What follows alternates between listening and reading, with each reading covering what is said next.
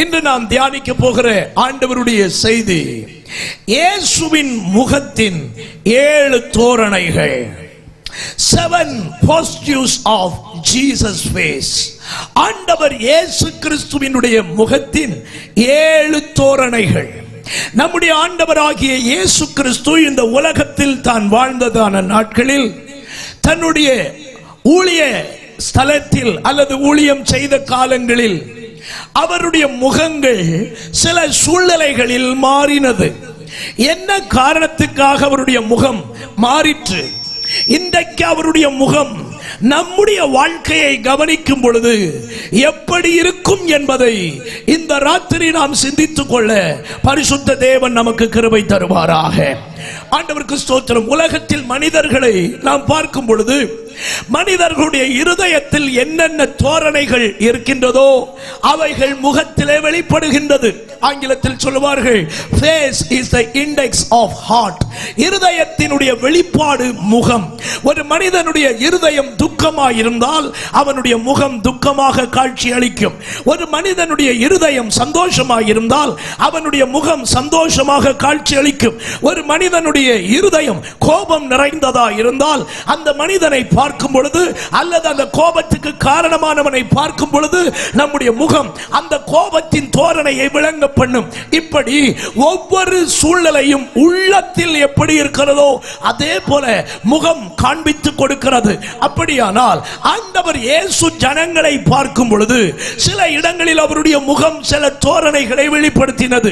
இன்றைக்கும் இந்த நல்ல ராத்திரி வேளை ஆண்டவருடைய இருதயம் எப்படிப்பட்டது என்பதையும் அவர் நம்முடைய ஜீவியத்தை பார்க்கும் பொழுது நம்மை குறித்து அவருடைய முகம் எப்படி இருக்கிறது என்பதையும் இன்றைக்கு நாம் சிந்தித்துக் கொள்ள பரிசுத்த தேவன் நமக்கு உதவி செய்வாராக. கைகளை உயர்த்தி ஒரு அல்லேலூயா சொல்லுங்க. 7 விதமான இயேசுவின் தோரணை அப்படின்னு நான் சொல்லிட்டேன். 7ஐயும் சொல்ல முடியுமான்றது சந்தேகம்தான். ஆனாலும் கூடுமான வரைக்கும் நான் சொல்லுகிறதுக்கு பிரயாசப்படுகிறேன். கர்த்தர் உதவி செய்வாராக. அல்லேலூயா. முதலாவது இயேசுவினுடைய முகத்தின் முதல் தோரணையை உங்களுக்கு சொல்லுகிறேன். இரத்தம் நிறைந்ததான முகம். மத்தேயு சுவிசேஷம் 27வது அதிகாரம் 29, 30 ஆகிய வசனங்களை வாசிக்க கேட்போம். மத்தேயு 27, 29, 30 ஆகிய வசனங்கள்.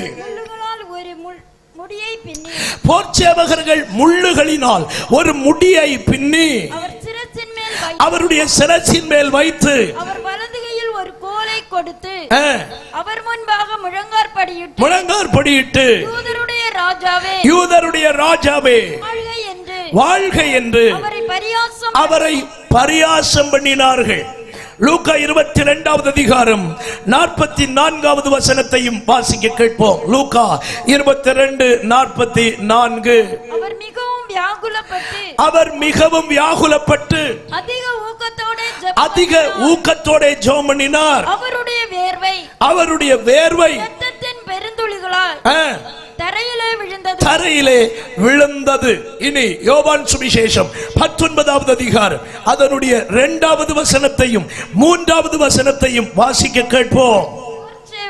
போர்ச்சேவகர் முள்ளுகளினால் ஒரு முடியை பின்னி அவர் சிரசின் மேல் வைத்து சிவப்பான ஒரு அங்கியை அவருக்கு உடுத்தி யூதருடைய ராஜாவை வாழ்க என்று சொல்லி அவரை கையினால் அடித்தார்கள். கை உயர்த்தி ஒரு அல்லேலூயா சொல்லுங்க பார்க்கலாம். நல்ல ஒரு அல்லேலூயா சொல்லுங்க பார்க்கலாம். பிரியமான தேவனுடைய பிள்ளைகளே, நம்முடைய ஆண்டவராகிய இயேசு தன்னுடைய ஊழியத்தினுடைய கடைசி பகுதியில், அதாவது தன்னுடைய 3.5 வருஷ ஊழியத்தினுடைய முடிவில், தன்னுடைய 33 திருவயதிலே இந்த மனுக்குலத்தினுடைய பாவத்திற்காக அவர் மரிக்க வேண்டிய சூழ்நிலை வந்த பொழுது அவர் தன்னை மரணத்திற்கு என்று ஒப்பு கொடுத்தார். சிலுவையில் அடிக்கப்படுவதற்கு என்று ஒப்பு கொடுத்தார்.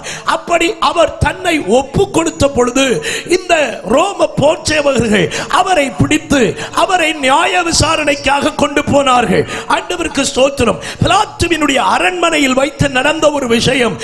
பரிசேவகர்கள் முள்ளுகளினால் ஒரு முடியை பின்னி ஒரு கிரீடத்தை பின்னி அவருடைய தலையில் வைத்தார்கள். வேத சரித்திர ஆசிரியர்கள் சொல்லுகிறார்கள், அவருடைய கையிலே கொடுத்ததான கோலை மறுபடி வாங்கி அந்த முட்கள் சூடப்பட்ட தலையிலே அவரை அடித்தார்களாம். அடித்த பொழுது அந்த முள் இயேசுவினுடைய தலைக்குள் பாய்ந்ததாம். ஒரு வேத பண்டிதர் இவ்விதமாக எழுதுகிறார், அவருடைய முள்ளில் ஒரு முள் அவருடைய இடது கண்ணிலே குத்தி அந்த கருவிழிகளின் நடுவழியாக அவைகள் பிளந்து கொண்டு வந்தனவாம். இயேசு சிலுவையை சுமந்து கொண்டு போகும் பொழுது ஒரு கண் பார்வையற்றவராக அவர் சுமந்து கொண்டு போனார். அவர் சிலுவையை சுமந்து தடுமாறி விழுந்ததற்கு இது ஒரு காரணம் என்று வேத பண்டிதர்கள் குறிப்பிடுகிறார்கள்.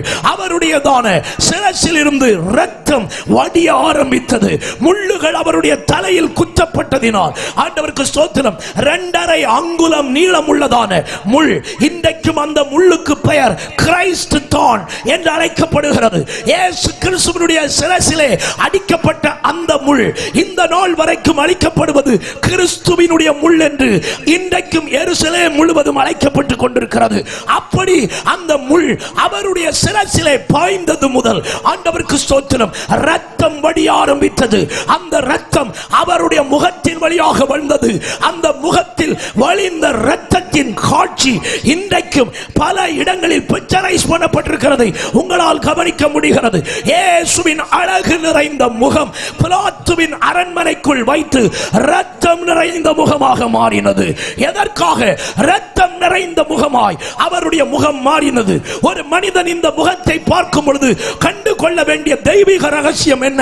இந்த இரத்தம் சிந்தப்பட்டது அவருடைய தப்பிதத்தின் நிமித்தம் அல்ல, அவருடைய பாவங்களின் நிமித்தம் அல்ல, அவருடைய அக்கிரமங்களின் நிமித்தம் அல்ல, அவருடைய மீறுதல்களின் நிமித்தம் அல்ல, அவர் செய்த அநியாயங்களின் நிமித்தம் அல்ல. அவரிடத்தில் எந்த குற்றமும் சாட்டப்படாதிருக்க அவருடைய முகத்தில் இப்படிப்பட்ட இரத்தம் வடிவதற்கு காரணம் என்ன? அது ஒரே காரணம், மனிதனுடைய பாவத்துக்கு பரிகாரம் உண்டாக்குவதற்கு ஆண்டவர் இயேசு இரத்தம் சிந்தின ஒரு மகிமையான காட்சி தான் அந்த காட்சி. இன்றைக்கும் இந்த ராத்திரி அந்த முகத்தை பார்க்கிற ஒரு மனிதன் தன் பாவத்திலிருந்து விடுதலை அடைய வேண்டியது அவசியமாய் காணப்படுகிறது.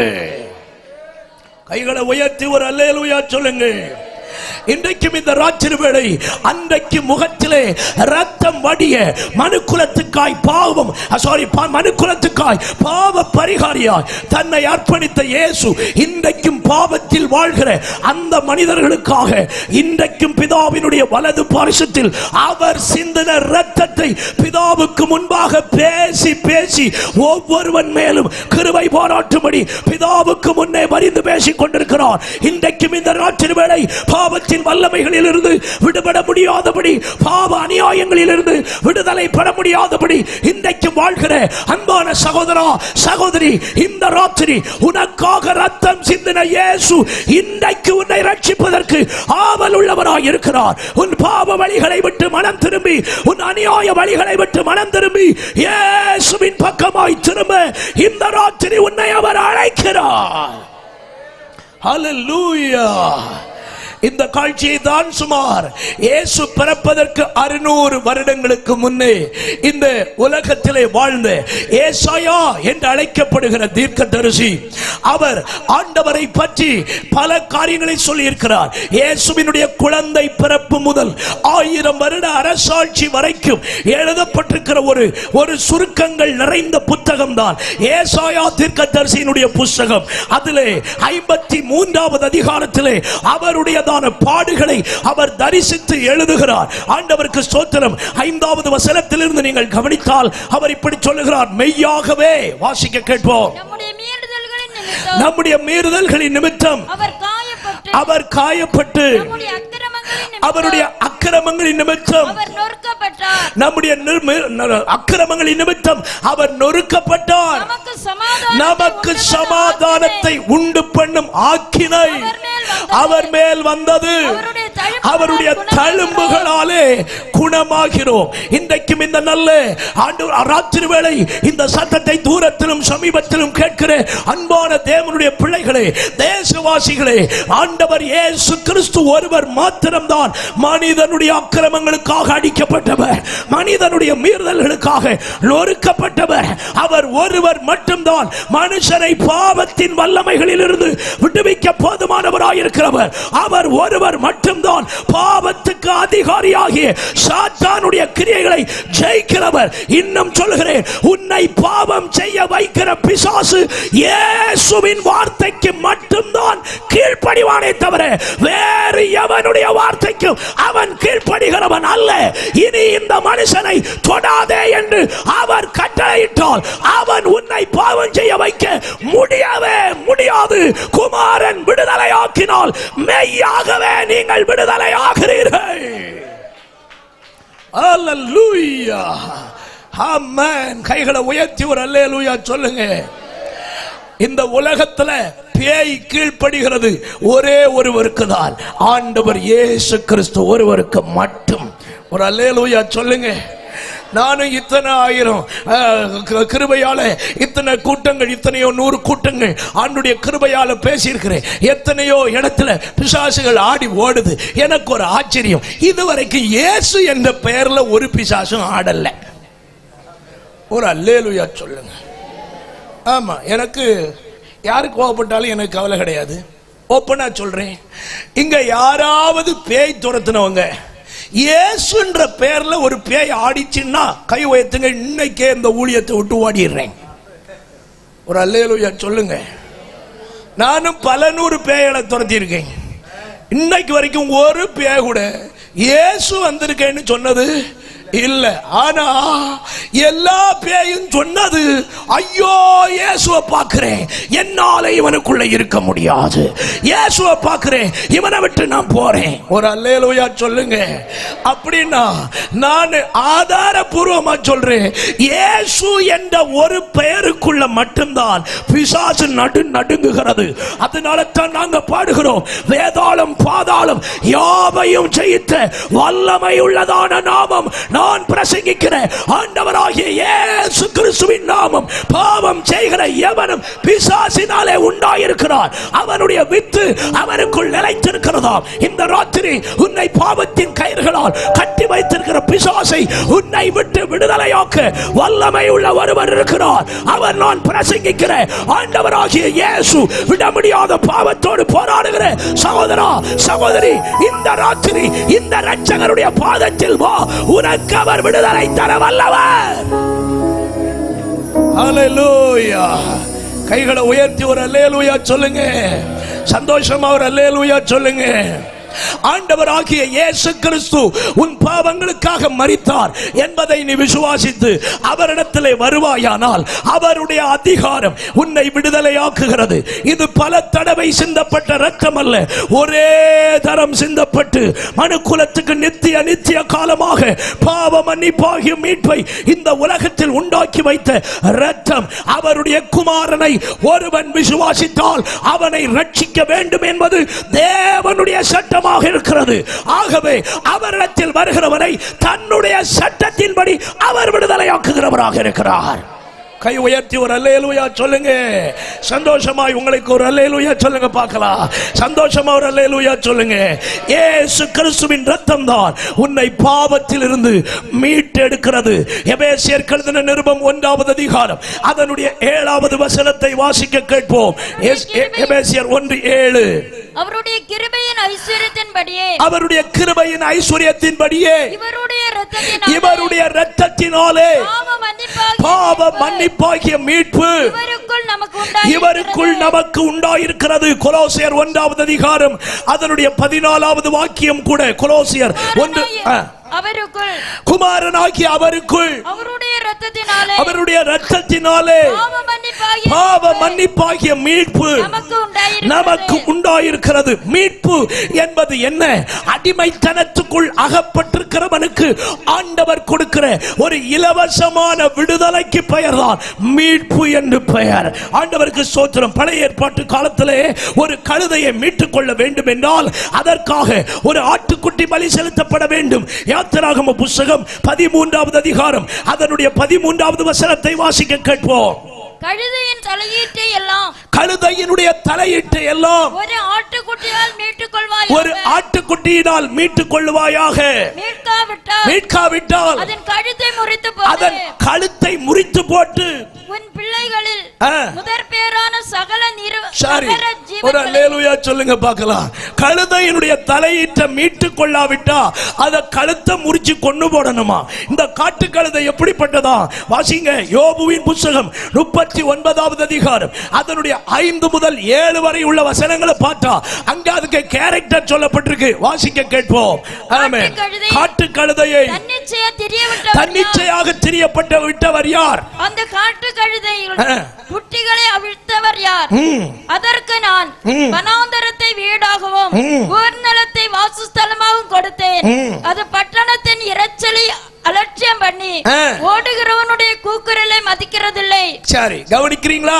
அப்போ ஒரு காட்டு கழுதைக்கு கேரக்டர் எங்க சொல்றார் ஆண்டவர்? பழைய ஏற்பாட்டில் சொல்றார் கழுதையினுடைய தலையீட்டை எல்லாம் நீ மீட்டு கொள்ளணும்னா அதற்காக ஒரு ஆட்டுக்குட்டியை பலியாக செலுத்துவாயாக.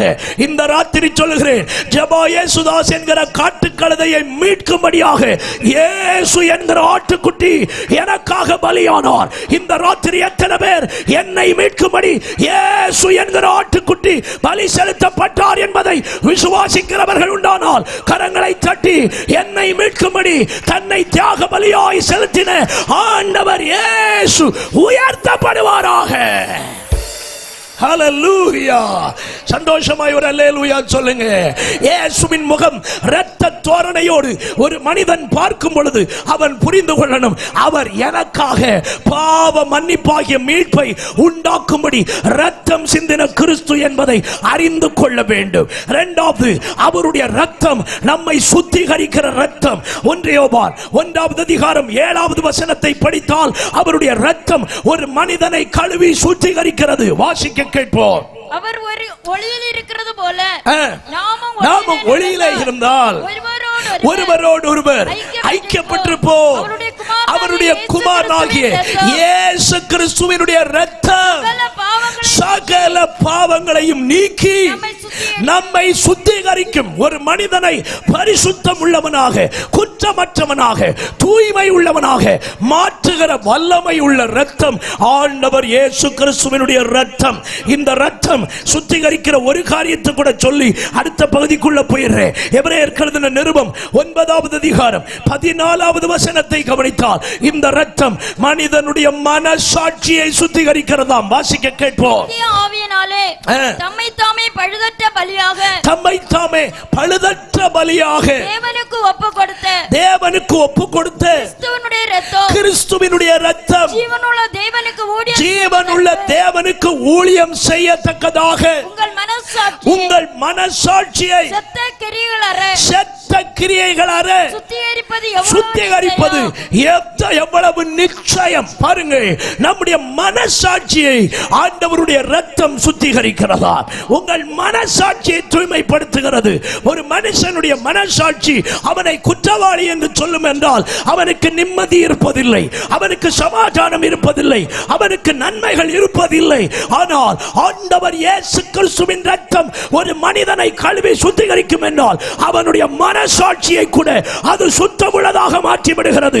அவனுடைய குற்ற மனசாட்சி அவனை விட்டு நீங்கி போய்விடுகிறது.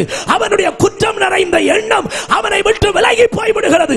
ஆண்டவர் இயேசு கிறிஸ்துவின் இரத்தம் ஒரு மனிதனுக்குள் விழுந்தால் அதற்கு பிறகு அவன் குற்ற உணர்வுள்ளவனாய் அல்ல, அவன் தைரியம் உள்ளவனாய் கர்த்தருடைய சமூகத்தில் வாசம் பண்ணுவதற்கு கிருபை உண்டாகிறது.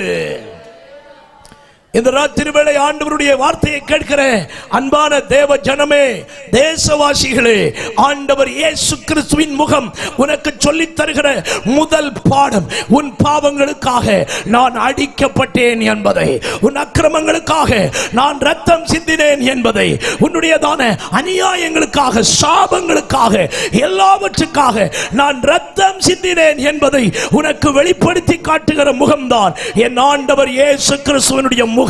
இந்த உலகத்திலே எந்த மனிதனும் செய்ய முடியாததை ஒருவனுக்காக தெய்வமாகிய இயேசு செய்தார். அது என்ன?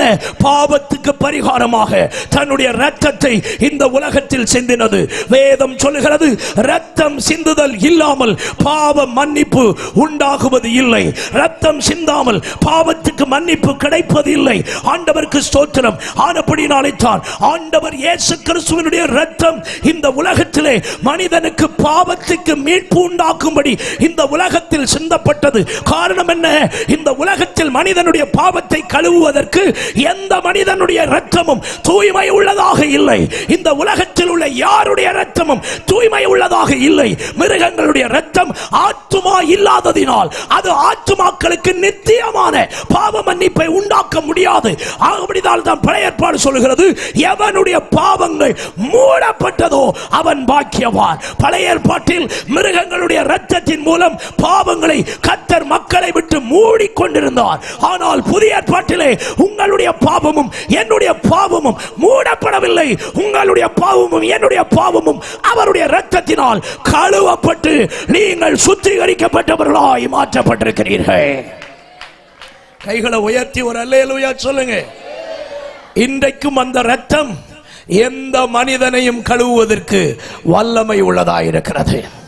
இவனைத்தான் கழுவுவேன், அவனை கழுவ மாட்டேன் என்று வித்தியாசம் பார்க்கிற இரத்தம் அல்ல இயேசுவினுடைய இரத்தம். எந்த ஜாதியாயினாலும், எந்த மதத்தினானாலும், எந்த நிறம் உள்ளவனானாலும் சரி, எந்த மொழியை பேசுகிறவனானாலும் சரி, இயேசுவின் இரத்தம் எல்லாருடைய பாவங்களையும் கழுவி சுத்திகரிக்கிறது. நீ எத்தனை பெரிய கொடும் பாவியா இருந்தாலும் சரி, ஒரு நொடியில உன் சகல பாவங்களையும் அவர் உன்னை விட்டு நீக்குகிறவராயிருக்கிறார். உன் ஜென்ம பாவமா, கர்ம பாவமா, பரம்பரையா தொடர்ந்து வர்ற பாவமா, எது வேணும்னாலும் இருக்கட்டு, அது என்ன பாவமா இருந்தாலும் சரி, இயேசுவிடத்தில் வா. அவர் உன் சகல பாவங்களையும் சாபங்களையும் உன்னை விட்டு உன் குடும்பத்தை விட்டு நீக்குவதற்கு இயேசுவின் இரத்தம் இன்றைக்கும் வல்லமை உள்ளதாயிருக்கிறது. அவருடைய முகம் இன்றைக்கும் உன்னுடைய வருகையை எதிர்பார்த்து கொண்டிருக்கிறது. இன்றைக்கும் உன்னை சுத்திகரிக்கும்படி அவர் எதிர்பார்த்து கொண்டிருக்கிறார். பாவத்திலும் அநியாயத்திலும் வாழ்கிற மனிதன் பாவத்திலேயே அவன் மரித்து போவான் என்றால் அவனை போல நிர்பாக்கியவான் இந்த உலகத்தில் யாரும் இல்லை. ஏன் ஒரு மனிதன் பாவம் போக கழுவப்பட வேண்டும்? நான் பாவத்திலே வாழ்ந்தா உனக்கென்னையா? நான் பாவ மன்னிப்பு பெறாட்டா உனக்கென்னையா அப்படின்னு கேட்டா, அந்த பாவ மன்னிப்பு பெறாமல் வாழ்கிறவர்களுக்கு என்ன விளையும் என்பதை மட்டும் உங்களுக்கு நினைவுபடுத்தி விடுகிறதற்கு விரும்புகிறேன். ஒரு அல்லேலூயா சொல்லுங்க. நல்ல ஒரு அல்லேலூயா சொல்லுங்க பார்க்கலாம். நிறைய பேர் இன்னைக்கும் பாருங்க, பாவ மன்னிப்புன்றதை கவனமா யோசிக்கவே மாட்டாங்க. பாவ மன்னிப்பு பெறாதவர்கள் என்ன சிந்திப்பார்கள், என்ன சம்பவிக்கும், அவர்களுக்கு என்ன நடக்கும் என்றதை நீங்க கவனிக்கணும்னா ஆண்டவருக்கு மகிமை உண்டாவதாக. பைபிள்ல நம்ம வாசிக்கிறோம், மனிதன் பாவம் செய்வதனால் அவனுக்கு விளைகிற முதல் காரியம், அவன் பாவத்தின் நிமித்தம் வியாதிகளை சந்திக்கிறவனாக மாறுகிறான். 107ஆம் சங்கீதம் அதனுடைய 17வது வசனம் என்று நினைக்கிறேன். நிர்மூடர் தங்கள் பாதக மார்க்கத்தினாலும். வாசிக்க கேட்போமா? Praise God. சீக்கிரமா வாசிங்க. 107ஆம் சங்கீதத்துல 20வது வசனமா? 17 வாசிங்க. நிர்மூடர் தங்கள் பாதக மார்க்கத்தினாலும் தங்கள் அக்கிரமங்களினாலும் நோய் கொண்டு ஒடுங்கி போகிறார்கள். கைகளை உயர்த்தி ஒரு அல்லேலூயா சொல்லுங்க பார்க்கலாம். சந்தோஷமா ஒரு அல்லேலூயா சொல்லுங்க பார்க்கலாம். ஒரு மனிதனுக்கு ஆண்டவர் பாருங்கள், பாவம் மன்னிக்கப்படாமல் பாவத்திலே அவன் வாழ்ந்தால் அவருக்கு கடைசியில கிடைக்கிறதான ஒரு பரிசு என்னவென்றால், அவன் பாவத்தின் நிமித்தமாக அவன் வியாதி உள்ளவனாக மாறி போய்விடுகிறான். கை உயர்த்தி ஒரு அல்லேலூயா சொல்லுங்க பார்க்கலாம். சந்தோஷமாக ஒரு அல்லேலூயா சொல்லுங்க பார்க்கலாம். பாவத்தின் நிமித்தம் நீ வியாதி உள்ளவனாய் மாறுவாய்.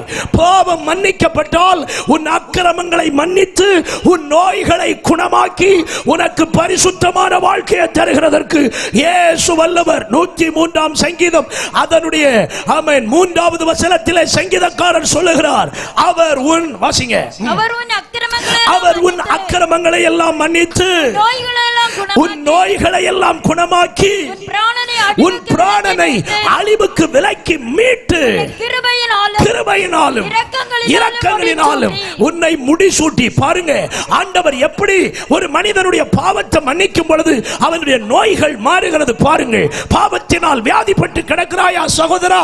அக்கிரமத்தின் விளைவாய் உன் சரீரத்தில் வியாதிப்பட்டிருக்கிறாயா? இன்றைக்கு இயேசுவினிடத்தில் வா. உன் பாவங்களை மன்னிக்கிறது மட்டுமல்ல, பாவத்தின் பின் விளைவாய் உனக்குள் வந்த சகல வியாதிகளையும் உன்னை விட்டு நீக்கி உனக்கு விடுதலை தந்து இன்றைக்கு உன்னை ஆசீர்வதிக்க நான் பிரசங்கிக்கிற இயேசு வல்லமை உள்ளவர். என்னாகம புத்தகம் 32வது அதிகாரம் 23வது வசனம். என்னாகமம் 32:23. பாவ மன்னிப்பை பெறாவிட்டால் பாவத்தின் பின்விளைவு எப்படி இருக்கும்? வாசிக்க கேட்போம். நீங்கள் இப்படி செய்யாமற் போனால் கர்த்தருக்கு விரோதமாக பாவம் செய்கிறவர்களாய் இருப்பீர்கள். உங்கள் பாவம் உங்களை தொடர்ந்து பிடிக்கும் என்று நிச்சயமாய் அறியுங்கள். பைபிள் சொல்லுது, ஒரு மனிதன் பாவம் செய்தால் பாவம் அவனை விட்டு விலகி போகாது. பாவம் அவனை தொடர்ந்து பிடிக்கும். எங்க வரைக்கும் தொடர்ந்து வருமாம்? அவன் மரித்த பிறகு கூட அவனுடைய பாவங்கள் எல்லாம் அவனுடைய எலும்புகளோடு சேர்ந்து படுத்துக் கொள்ளுமே தவிர அது அவனை விட்டு விலகி போவதில்லை. யோபுவின் புத்தகத்திலே நீங்கள் கவனித்தால் வேதம் நமக்கு தெளிவாய் சொல்கிறது. 20வது அதிகாரம் 11வது வசனம். யோபு 20:11.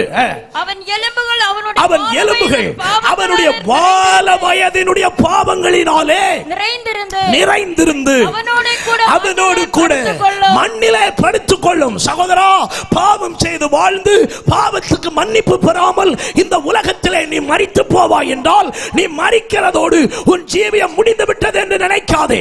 நீ மரிக்கிறதோடு எல்லாம் தொலைந்து விட்டது என்று நினைக்காதே. உன் எலும்புகளோடு கூட உன்னுடைய பாவங்கள் வந்து படுத்துக் கொள்ளும். எதற்காக? கடைசி நாளில் மனிதர்களை இந்த உலகத்தில் இருந்து கர்த்தர் எழுப்புவார். ஒரு மனிதனும் தப்பிக்கொள்ள முடியாது. வெளிப்படுத்தின விசேஷம் அதனுடைய 20வது அதிகாரம் அதனுடைய 12வது வசனத்தை கவனித்தால், எந்த மனுஷனானாலும் சரி, சிறியோரானாலும் சரி, பெரியோரானாலும் சரி, அத்தனை பேரையும் கர்த்தர் உயிரோடு எழுப்புவார். வாசிக்க கேட்போம். மரித்தோராகிய சிறியோரையும் பெரியோரையும் தேவனுக்கு முன்பாக நிற்க கண்டே. புஸ்தகங்கள் திறக்கப்பட்டன. ஜீவ புஸ்தகம் என்னும் வேறொரு புஸ்தகம் திறக்கப்பட்டது. அப்பொழுது அந்த புஸ்தகங்களில் எழுதப்பட்டவைகளின்படியே கவனிக்க வேண்டிய வார்த்தை, மரித்தோர் தங்கள் கிரியைகளுக்கு தக்கதாக நியாயத்தீர்ப்படைந்தார்கள். ஆண்டவரை பற்றி அவ்வளவு இலக்காரமாக யோசிக்கிறாயா? ஆண்டவர் யார் தெரியுமா? நீ செய்கிற எல்லாவற்றையும் ஆண்டவர் தன்னுடைய புத்தகத்தில் எழுதி வைத்திருக்கிறார். ஆண்டவருக்கு பயந்தவர்கள் பேசுகிறதை கூட அவர் தம்முடைய புத்தகத்தில் எழுதுகிறவர். எவ்வளவு கவனமாய் பரலோக கவர்மெண்ட் வேலை செய்யுதுன்றதை பார்த்துக்கிடுங்க. பரலோக கவர்மெண்ட் அவ்வளவு தெளிவுள்ளது. மனிதனுடைய எத்தனை கோடி பில்லியன் ட்ரில்லியன் பீப்புள் இந்த உலகத்தில் இருந்தாலும் ஒருத்தனுடைய அக்கிரமத்தை கூட, ஒருத்தனுடைய அநியாயத்தை கூட பரலோகம் விட்டு வைப்பதில்லை. அத்தனை பேருடைய கிரியைகளையும் பரலோக புத்தகம் எழுதி வைத்திருக்கிறது. உன் கிரியைகள் எழுதப்படுகிறது. நீ எவனை வஞ்சிக்கிறாய், உன் கிரியைகள் எழுதப்படுகிறது. நீ யாரை ஏமாற்றுகிறாய், உன் கிரியைகள் எழுதப்படுகிறது. எவனுக்கு விரோதமாய் மறைவாய் வேலை செய்கிறாய், கிரியை எழுதப்படுகிறது. எவனுக்கு விரோதமாய் சூனியம் பண்ணுகிறாய், கிரியை எழுதப்படுகிறது. எவனுக்கு விரோதமாய் மந்திரம் பண்ணுகிறாய், கிரியை எழுதப்படுகிறது. தயவு செய்து நினைத்துக்கொள், ஒருவரும் தப்பிக்கொள்ள முடியாது ராஜாவினுடைய பார்வையில் இருந்து. நீ தப்பிக்கொள்ள ஒரே ஒரு வழிதான் இன்றைக்கு இருக்கிறது. புத்தகங்கள் ஆயிரக்கணக்கான பக்கத்தில் உன் கிரியைகள் எழுதப்பட்டிருந்தாலும் ஒரு நொடி பொழுதில் அவைகளை எல்லாம் உன் பெயரை விட்டு நீக்குவதற்கு ஒருவர் அதிகாரம் உள்ளவராயிருக்கிறார், ஆண்டவர் இயேசு. என் பாவங்களை மன்னியும், என் அநியாயங்களை மன்னியும், என் அக்கிரமங்களை மன்னியும் என்று சொல்லுவாய் என்றால் இன்றைக்கு உன் பெயரில் எழுதப்பட்டிருக்கிற அத்தனை கிரியைகளையும் உன்னை விட்டு விலக்கி உன்னை பரிசுத்தமாக்க அவர் வல்லவராயிருக்கிறார். இல்லை என்றால் எதை நீ விதைத்துக் கொண்டிருக்கிறாயோ அதை கட்டாயம் அறுக்க வேண்டிய ஒரு சூழ்நிலை வரும் என்பதை மறந்தே போகாதே. அதனாலே தான் அழகான ஒரு பழைய பாடலில் இவ்விதமாக பாடுகிறோம். எதை விதைத்தாயோ அதை அறுப்பாய், எல்லா நீதிக்கும் கூலி பெறுவாய். எதை விதைத்தாயோ அதை அறுப்பாய், எல்லா நீதிக்கும் கூலி பெறுவாய். கல்வாரி சிலுவை அண்டிடுவாய், கர்த்தரை நம்பியே தப்பிடுவாய். கல்வாரி சிலுவை அண்டிடுவாய், கர்த்தரை நம்பியே தப்பிடுவாய். இயேசு கிறிஸ்து வருகின்றார் இந்த கடைசி காலத்திலே. கர்த்தரை கண்டு புலம்பிடுமே, கர்த்தரை கண்டு புலம்பிடுமே. கை உயர்த்தி ஒரு அல்லேலூயா சொல்லுங்க பார்க்கலாம். அப்படியானால் உங்கள் பாவங்கள் உங்களை தொடர்ந்து பிடிக்கும். இந்த ராத்திரி இயேசுவின் முகம் அப்படிப்பட்ட பாவத்தின் ஆக்கினையை நீ அடையாதபடி உன்னை தப்பித்துக் கொள்வதற்காக இன்றைக்கும் ஆவல் உள்ளதாய் எதிர்பார்த்து கொண்டிருக்கிறது. காரணம், அவர் உனக்காக ரத்தம் சிந்தின இயேசு. சங்கீதம் யாத்திராகமம் 20வது அதிகாரம் அதனுடைய 5வது வசனத்தை வாசிக்க கேட்போம். யாத்திராகமம் 20:5. நீ அவைகளை நமஸ்கரிக்கவும் சேவிக்கவும் வேண்டாம். உன் தேவனாகிய கர்த்தராய் இருக்கிற நான் எரிச்சலுள்ள தேவனாய் இருந்து என்னை பகைக்கிறவர்களை குறித்து பிதாக்களுடைய அக்கிரமத்தை பிள்ளைகளிடத்தில் 4ஆம் தலைமுறை மட்டும் விசாரிக்கிறவராயிருக்கிறேன். சகோதரா, நீ பாவம் செஞ்சு மரிச்சா, சகோதரி நீ பாவம் செஞ்சு மரிச்சா தப்பிடலாம் நினைக்கிறியா? நீ செத்த பிறகு பெரிய ஒரு சோதனை இருக்கு. என்ன தெரியுமா? உன் தலைமுறைகளை 3ஆம் 4ஆம் தலைமுறை மட்டும் விசாரிக்கிற கர்த்தராக இருக்கிறார். சிலர் வந்து கேட்பாங்க, ஐயா நான் ஒரு தவறும் செய்யவில்லை, நான் ஏன் இப்படி அனுபவிக்கிறேன்? நான் ஒரு தீமையும் செய்யவில்லை, பின்ன ஏன் எனக்கு இப்படிப்பட்ட வேதனைகள்? நான் என் மனசறிந்து நான் யாருக்கும் எந்த பொல்லாப்பையும் செய்யவில்லை, பின்ன ஏன் என் குடும்பத்தில் இப்படி ஒரு வியாதி? ஏன் என் குடும்பத்தில் குழந்தை பாக்கியம் இல்லை? ஏன் என் குடும்பத்தில் இப்படிப்பட்ட பொல்லாப்புகள் தொடர்ந்து கொண்டிருக்கின்றன? ஏன் என் பரம்பரைகளில் திடீர் மரணங்கள் வந்து கொண்டிருக்கின்றன? புரிந்துகொள், நீ அக்கிரமம் செய்து மரித்து விட்டால் பாதிப்பு யாருக்கென்றால் உனக்கு பின்னாலே வருகிற உன்னுடைய சந்ததிகள். நீ பாவம் செய்யவில்லை, சரிதான். தெய்வத்தினுடைய சுபாவம் என்ன? அக்கிரமம் செய்தவனை 3ஆம் 4ஆம் தலைமுறை மட்டும் நிறுத்தி வைத்து விசாரிக்கிறதான தேவன். பாவம் செய்து தப்பிவிடலாம் நினைக்கிறியா? அநியாயம் செய்து தப்பிவிடலாம் நினைக்கிறியா? அடுத்த குடும்பத்தை கெடுத்து தப்பிடலாம் நினைக்கிறியா?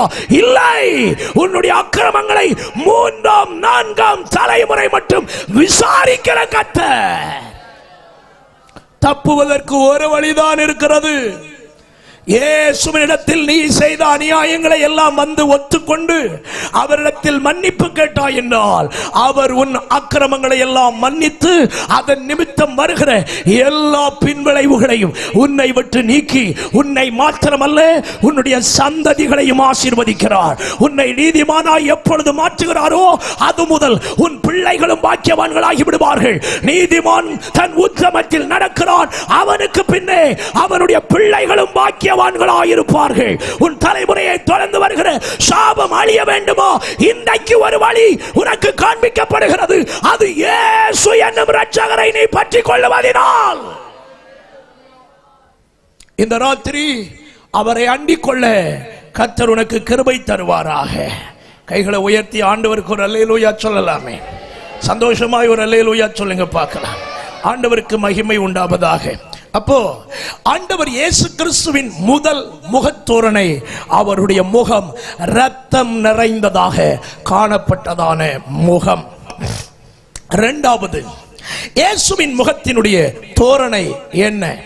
லூக்கா சுவிசேஷம் 10வது அதிகாரம் அதனுடைய 21வது வசனம். லூக்கா 10வது அதிகாரம் 21வது வசனம்.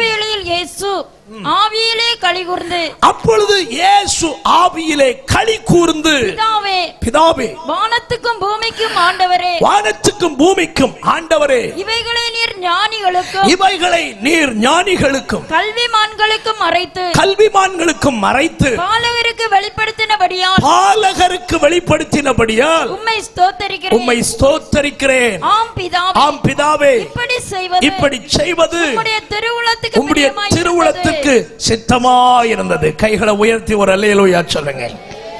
இரண்டாவது இயேசு கிறிஸ்துவினுடைய முகம் மகிழ்ச்சி நிறைந்ததான முகம். ஆண்டவருடைய முகம் சந்தோஷத்தோடு சில இடத்திலே வெளிப்பட்டது. இந்த அதிகாரத்திலே ஆண்டவர் இயேசுவின் முகம் சந்தோஷப்பட 2 காரணங்கள் உண்டு. ஒன்று, சாத்தானுடைய ராஜ்யம் ஒரு மனிதனுக்குள் அழிகிறதை கண்டு ஆண்டவராகிய இயேசு சந்தோஷப்படுகிறார். சாத்தானுடைய ராஜ்யம் அழிவது நமக்கு மட்டுமல்ல சந்தோஷம், பரலோகத்திலே ஆண்டவர் இயேசுவுக்கும் சந்தோஷம். இந்த இடத்துல நீங்கள் இத்தனை பேர் கூடியிருக்கிறீர்களே, உங்களுக்கு ஒரு நற்செய்தியை சொல்கிறேன். உங்கள் நிமித்தம் பரலோகம் ஒரு நாள் மகிழ்ந்து களி கூர்ந்ததுண்டு. அது என்றைக்கென்றால் உங்களை ஆட்கொண்ட பிசாசை நீங்கள் துரத்தி தள்ளிவிட்டு உங்களை தேவனுக்கு அடிமைகளாய் மாற்றின பொழுது அந்த நாள் பரலோகம் உங்கள் நிமித்தம் களி கூர்ந்தது. அந்த நாள் இயேசுவின் முகம் உங்களை பற்றி மகிழ்ச்சி உள்ளதாய் மாறினது. ஹல்லேலூயா. இங்க இருக்கிற அத்தனை பேரும் பரலோகத்துக்கு சந்தோஷம் உண்டாக்கின ஆட்கள். பக்கத்துல பார்த்து சொல்லுங்க, நம்ம ரட்சிக்கப்பட்டது சிலருக்கு வைத்தறிச்சல். சொல்லுங்க, சத்தமா சொல்லுங்க, நம்ம ரட்சிக்கப்பட்டது சிலருக்கு வைத்தறிச்சல், ஆனா பரலோகத்துக்கு பயங்கர மகிழ்ச்சி. அல்லேலூயா. ஒரு ஊழியக்காரன் ஒரு ஆத்துமா ரட்சிக்கப்பட்ட உடனே எவ்வளவு சந்தோஷப்படுறானோ அதை விட பல மடங்கு மகிழ்ச்சி பரலோகத்தில் உண்டாயிருக்கு. நான் அதை இப்படி சொல்லுவேன், ஒரு ஆத்துமா பூலோகத்தில் இயேசுவை ஏற்றுக்கொள்ளுகிறேன் சொன்ன உடனே பரலோக சிங்காசனத்தில் இருந்து 50 பேரும் எழும்புகிறார்கள், தூதர்கள் 50 பேரும் எழும்புகிறார்கள். பயங்கர கரகோஷம், பயங்கர வரவேற்பு அவர்களுக்கு பரலோகத்தில் அளிக்கப்படுகிறது. நம்முடைய குடும்பத்தில் இன்னொருவன் பிறந்தான் என்கிற சந்தோஷம் பரலோகத்தில் உண்டாயிருக்கிறது. இந்த ராத்திரி அந்த சந்தோஷம் இந்த பட்டணத்திலே சிலர் மூலமாய் கர்த்தருக்கு உண்டாக வேண்டும் என்று விரும்பிதான் இந்த ராத்திரி இந்த கன்வென்ஷன் கூட்டத்தை ஆண்டவர் இந்த பட்டணத்தில் ஏற்படுத்தி தந்திருக்கிறார். பால்ராஜ் பாசனுக்கு பைசா நிறைய இருக்கிறதுனால செலவழிக்க வழி இல்லாம கன்வென்ஷன் கூட்டம் வைக்கல. எங்களுக்கு வீட்டில் கடந்து உறங்க வழி இல்லாம இங்க கடந்து உயிர் போக கட்டல. ஒரு அல்லேலூயா சொல்லுங்க, நல்ல ஒரு அல்லேலூயா சொல்லுங்க. இங்க இருக்கிற ஆத்துமாக்கள் எல்லாம் 1.5 மணி நேரம் பாடி சாவதுக்கு வழி இல்லாததுனால அல்ல,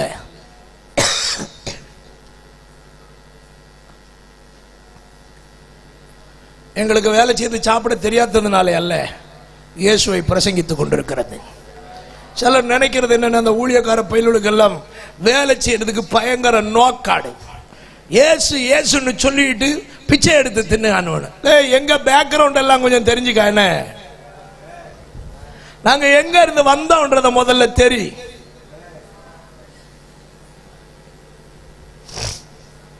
ஆயிரக்கணக்கா சம்பளம் வாங்கி, ஆயிரக்கணக்கா டியூஷன்ஸ்ல வருமானங்களை வாங்கி, கிட்டத்தட்ட 1 லட்சத்துக்கு மேல சம்பாதித்து கொண்டிருந்த அந்த நாளிலேயாக்கும் ராத்திரியில் தரிசனமாகி என் வேலைக்கு வான்னு கர்த்தர் என்ன கூப்பிட்டாரு.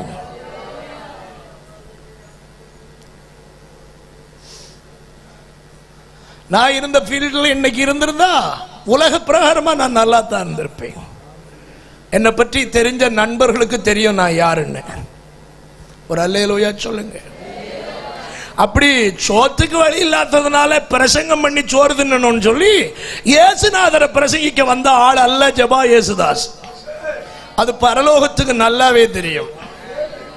இவன் சோத்துக்காக என் பின்ன வந்தவன் அல்ல, என்னை நேசித்து வந்தவன் என்று ஆண்டவருக்கு தெரியும். இவன் வழி இல்லாம என்ன தேடி வரல, இவனை நாம் பிடிச்சு போட்டிருக்கேன்னு அவருக்கு நல்லா தெரியும். ஒரு அல்லேலூயா சொல்லுங்க. அதனால தான் யாருக்கும் காம்ப்ரமைஸ் பண்ணாம நான் பிரசங்கம் பண்றதுக்கு காரணம். சாப்பாட்டுக்காக நான் இயேசுநாதருக்கு பின்னால வந்திருந்தா இப்படி பிரசங்கிச்சிருப்பேன் நான், எனக்கு தெரியாது. எனக்கு ஒண்ணு தெரியும், என்ன அழைச்சவருக்கு என்ன சோறு போட கரெக்டா தெரியும். கொரோனால வீட்டுல கிடந்தப்ப ஒரு நேரம் கூட பாக்கி இல்லாம நான்வெஜ் தந்து சோறு தந்தார். அதனால எனக்கு நல்லா தெரியும், எவன் என்ன கவனிக்கிறானோ இல்லையோ எலியாவின் தேவன் உயிரோடு இருக்கிறார். என் சுவாசம் முடிகிறது வரைக்கும் எனக்கு சாப்பாடு கொடுக்க என்னுடைய இரட்சகர் உயிருள்ளவர். ஹல்லேலூயா. பாஸ்டர் பால்ராஜ் அவங்க நல்ல எஸ்டேட்ல வேலை செஞ்சிட்டு இருந்தவர் யாக்கம் பிடிச்சு தூக்கி போட்டிருக்கார். அல்லேலூயா. இங்க இருக்கிற ஜான் விஜயகுமார் ஐயா பயங்கரமான மனுஷன், அவரையும் பிடிச்சு உள்ள போட்டிருக்கிறாரு. செபுலோன் இருக்கிறாரு, வெஸ்டீஜ்ல வேலை பார்த்து அடி பம்பர் பரிசு கார் வரைக்கும் வாங்கினவர் ஆக்கம். தோத்திரம். ஊழியத்துக்கு வந்திருக்கிறார்னா வேலை செய்யாம இல்ல, வேலை செய்ய தெரியாததுனால இல்ல. ஒரு அல்லேலூயா சொல்லுங்க. இன்னைக்கும் வெஸ்டீஜ்ல அவர் வேலை பார்த்தாருன்னா ஒரு மாசம் 1.5 லட்சம் வராதா ஐயா? உமக்கு உங்க மனைவிக்கு வருமா வராதா? கட்டாயம் வரும். ஒரு அல்லேலூயா சொல்லுங்க பார்க்கலாம். எங்களை எல்லாம் வேலை பார்த்திருந்த இடத்துல இருந்து எங்களை பேஸ்மெண்ட் எல்லாம் கலத்தி தூக்கியாக்கு இங்க தூக்கி போட்டிருக்கிறாரு. நட்டு போல்ட் எல்லாம் கலத்தி உனக்கு இங்க வேண்டாம் வா, ஏன் ராஜ்யத்துக்கு வேலை செய்ய வா. ஒரு அல்லேலூயா சொல்லுங்க பார்க்கலாம். சந்தோஷமா ஒரு அல்லேலூயா சொல்லுங்க பார்க்கலாம். ஆண்டவருக்கு தோத்திரம். கர்த்தருக்கு ஊழியம் செய்யற எவனும் பிச்சைக்கார பையன் கிடையாது. எல்லாவனுக்கும் நல்ல வேலைகள் எல்லாம் தெரியும். கை உயர்த்தி ஒரு அல்லேலூயா சொல்லுங்க. அப்படி ஒன்னும் நீ சீப்பா நினைக்காண்டா. வழி இல்லாத பையன் சோத்துக்கு வழி இல்லாம இயேசுநாதருக்கு ஊழியம் செய்ய வந்தான்னு நினைக்காத. ஆண்டவருக்கு ஊழியம் செய்ய வந்த எல்லாருக்கும் ஒரு பேக்ரவுண்ட் உண்டு. ஒரு அல்லேலூயா சொல்லுங்க. நல்ல ஒரு அல்லேலூயா சொல்லுங்க. நான் அடிக்கடி சொல்றத இப்ப கூட கொஞ்சம் கூட அழுத்தி சொல்றேன், நீங்க யாரும் தப்பா நினைக்கப்படாது. இயேசுநாதருக்கு ஊழியம் செய்கிற ஊழியக்காரன்ல 90% பேரு பயங்கர வாலாமடைகள். 50 பேரு இப்ப வாழை கொஞ்சம் சுருட்டி கட்டி வச்சுக்கிட்டாங்க கிடப்பு. ஒரு அல்லேலூயா. எனக்கு தெரிஞ்சு பல பரிசுத்தவான்கள் பயங்கர வருமானிகள், பயங்கர நாட்டு விளையாட்டு மன்னர்கள். தொட்டாமன்னா அவன் செத்தான். ஆனா அவன் இயேசுவை பிரசங்கம் பண்ணிட்டு செவுட்டில் அடி வாங்கிட்டு வருவான். புரிஞ்சுக்கிடணும். என்ன அவன் தொட்டா அவன் ஜென்மம் பாழு. 3 மணி நேரத்தில் அவன் சோலி முடியும். அப்படிப்பட்ட கேசாக்கம் இயேசுநாதருக்கு சுவிசேஷம் பிரசங்கம் பண்ணி செவுட்டில் அடி வாங்கிட்டு வருவான், இடி வாங்கிட்டு வருவான். காரணம் அவனுக்கு ஒன்றும் தெரியாததுனால அல்ல, கிறிஸ்துவின் சிலுவையை சுமக்கிறதுனால, கிறிஸ்துவின் சுபாவம் அவனுக்குள்ள இருக்கிறதுனால. உன்னை ஒரு கன்னத்தில் அறைகிறவனுக்கு மறுகன்னத்தை காட்டு என்ற இயேசுவின் உபதேசத்துக்கு அவன் கீழ்ப்படிந்து இருக்கிறதுனால. கை உயர்த்தி ஒரு அல்லேலூயா சொல்லுங்க. நல்ல ஒரு அல்லேலூயா சொல்லுங்க. இன்னைக்கு சொல்றேன், எங்களுக்கு வேற வழி இல்லாம இல்ல. நாங்க சுவிசேஷம் பிரசங்கம் பண்ணுவது, சுவிசேஷம் பிரசங்கம் பண்ணுவது ஆத்துமாக்கள் அழிந்து போக கூடாதுன்ற ஒரே பாரத்தினால தான் கிறிஸ்தவை மதம் மாற்றல. கிறிஸ்தவன் மனிதனை பரலோகத்துக்கு சொந்தக்காரனாய் மாற்றுகிறதற்கு உபதேசம் பண்ணுகிறான். இந்த ராத்திரி நீ பாவத்திலிருந்து மனம் திரும்பித்தான் ஆக வேண்டும். கை உயர்த்தி ஒரு அல்லேலூயா. ஆண்டவருக்கு ஸ்தோத்திரம். இயேசு இல்லாமல் உனக்கு ரட்சிப்பு தர வேறொரு தெய்வம் இந்த உலகத்தில் இல்லை. G minor, hallelujah, G minor, hallelujah. எத்தனை பேர் நம்புகிறீங்க? நான் பிரசங்கிக்கிற இயேசு மனிதனுடைய பாவத்துக்கு விடுதலை தருகிற தெய்வமாக இருக்கிறார். இயேசு அல்லாது ரட்சிப்பு தரவோர் இரட்சகர் வேறு இகமதில் உண்டோ? இயேசு அல்லாது ரட்சிப்பு தரவோர் ரட்சகர் வேறு இகமதில் உண்டோ? அவர் வழி சத்தியம் ஜீவனுமாமே, அவரே முன்னாயகனே. அவர் வழி சத்தியம் அவரே முன்னாயகனே. ஆணிகள் பாய்ந்த கரங்களை விரித்தே, ஆணிகள் பாய்ந்த கரங்களை விரித்தே, ஆவலாயே சுன்னை அழைக்கிறாரே, ஆவலாயே சுன்னை அழைக்கிறாரே. பார்த்திருமேனி மாரடியே அவர் பாரச்சிலுவை தலை சுமந்து சென்றனரே. பார்த்திருமேனி மாரடியே அவர் பாரச்சிலுவை தலை சுமந்து சென்றனரே. பாவமும் சாபமும் சுமந்தாரே உனக்காய் பயமின்றி வந்திடுவாய். பாவமும் சாபமும் சுமந்தாரே உனக்காய் பயமின்றி வந்திடுவாய். ஆணிகள் பாய்ந்த கரங்களை விரித்தே, ஆணிகள் பாய்ந்த கரங்களை விரித்தே. கைகளை தட்டுங்கள் சத்தமாயே சுன்னை அழைக்கிறாரே, ஆவலாயே சுன்னை அழைக்கிறாரே. மாயக்கிடுமோ இன்னும் மாயையின் இன்னும் நயந்தாலே உந்தனை நாசமாக்கிடுமே. மாயக்கிடுமோ இன்னும் மாயையின் இன்னும் நயந்தாலே உந்தனை நாசமாக்கிடுமே. உணர்ந்திதையுடனே உன்னதரண்டை சரந்துகுவாய் தருண. உணர்ந்திதையுடனே உன்னதரண்டை சரந்துகுவாய் தருண. ஆணிகள் பாய்ந்த கரங்களை விரித்தே, ஆணிகள் பாய்ந்த கரங்களை விரித்தே, ஆவலாயே சுன்னை அழைக்கிறாரே, ஆவலாயே சுன்னை அழைக்கிறாரே. கிருபையின் வாசல் அழைத்திடும் முன்னே மரணத்தின் சாயலில் இணைத்திடுவாயே. கிருபையின் வாசல் அழைத்திடும் முன்னே மரணத்தின் சாயலில் இணைத்திடுவாயே. உருவாக்கியே பொது சிருஷ்டியில் வளர கிருபையும் அழித்திடுவார். உருவாக்கியே பொது சிருஷ்டியில் வளர கிருபையும் அழித்திடுவார்.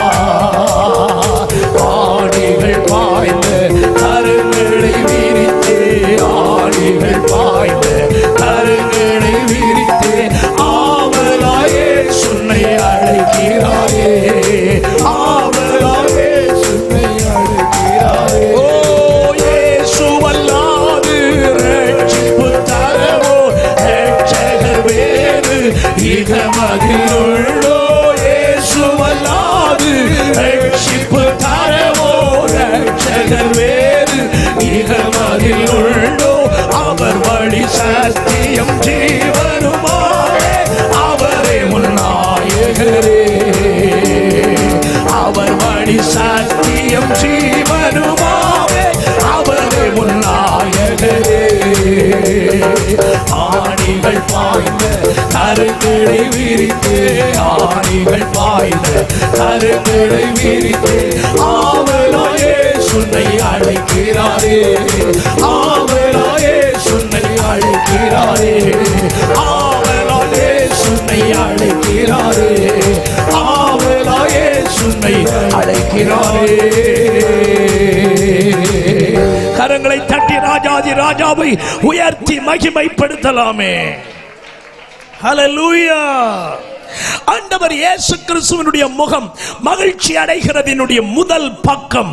சாத்தானுடைய ராஜ்யம் ஒரு மனிதனை விட்டு அழியும் பொழுது ஆண்டவருடைய முகம் சந்தோஷப்படுகிறது. லூக்கா சுவிசேஷம் 10வது அதிகாரம் 17 முதல் 20 வரை உள்ள வசனத்தின் துவக்கம் வரைக்கும் வாசிக்க கேட்போம். 17 முதல் 20வது வசனத்தின் முதல் பகுதி வரைக்கும்.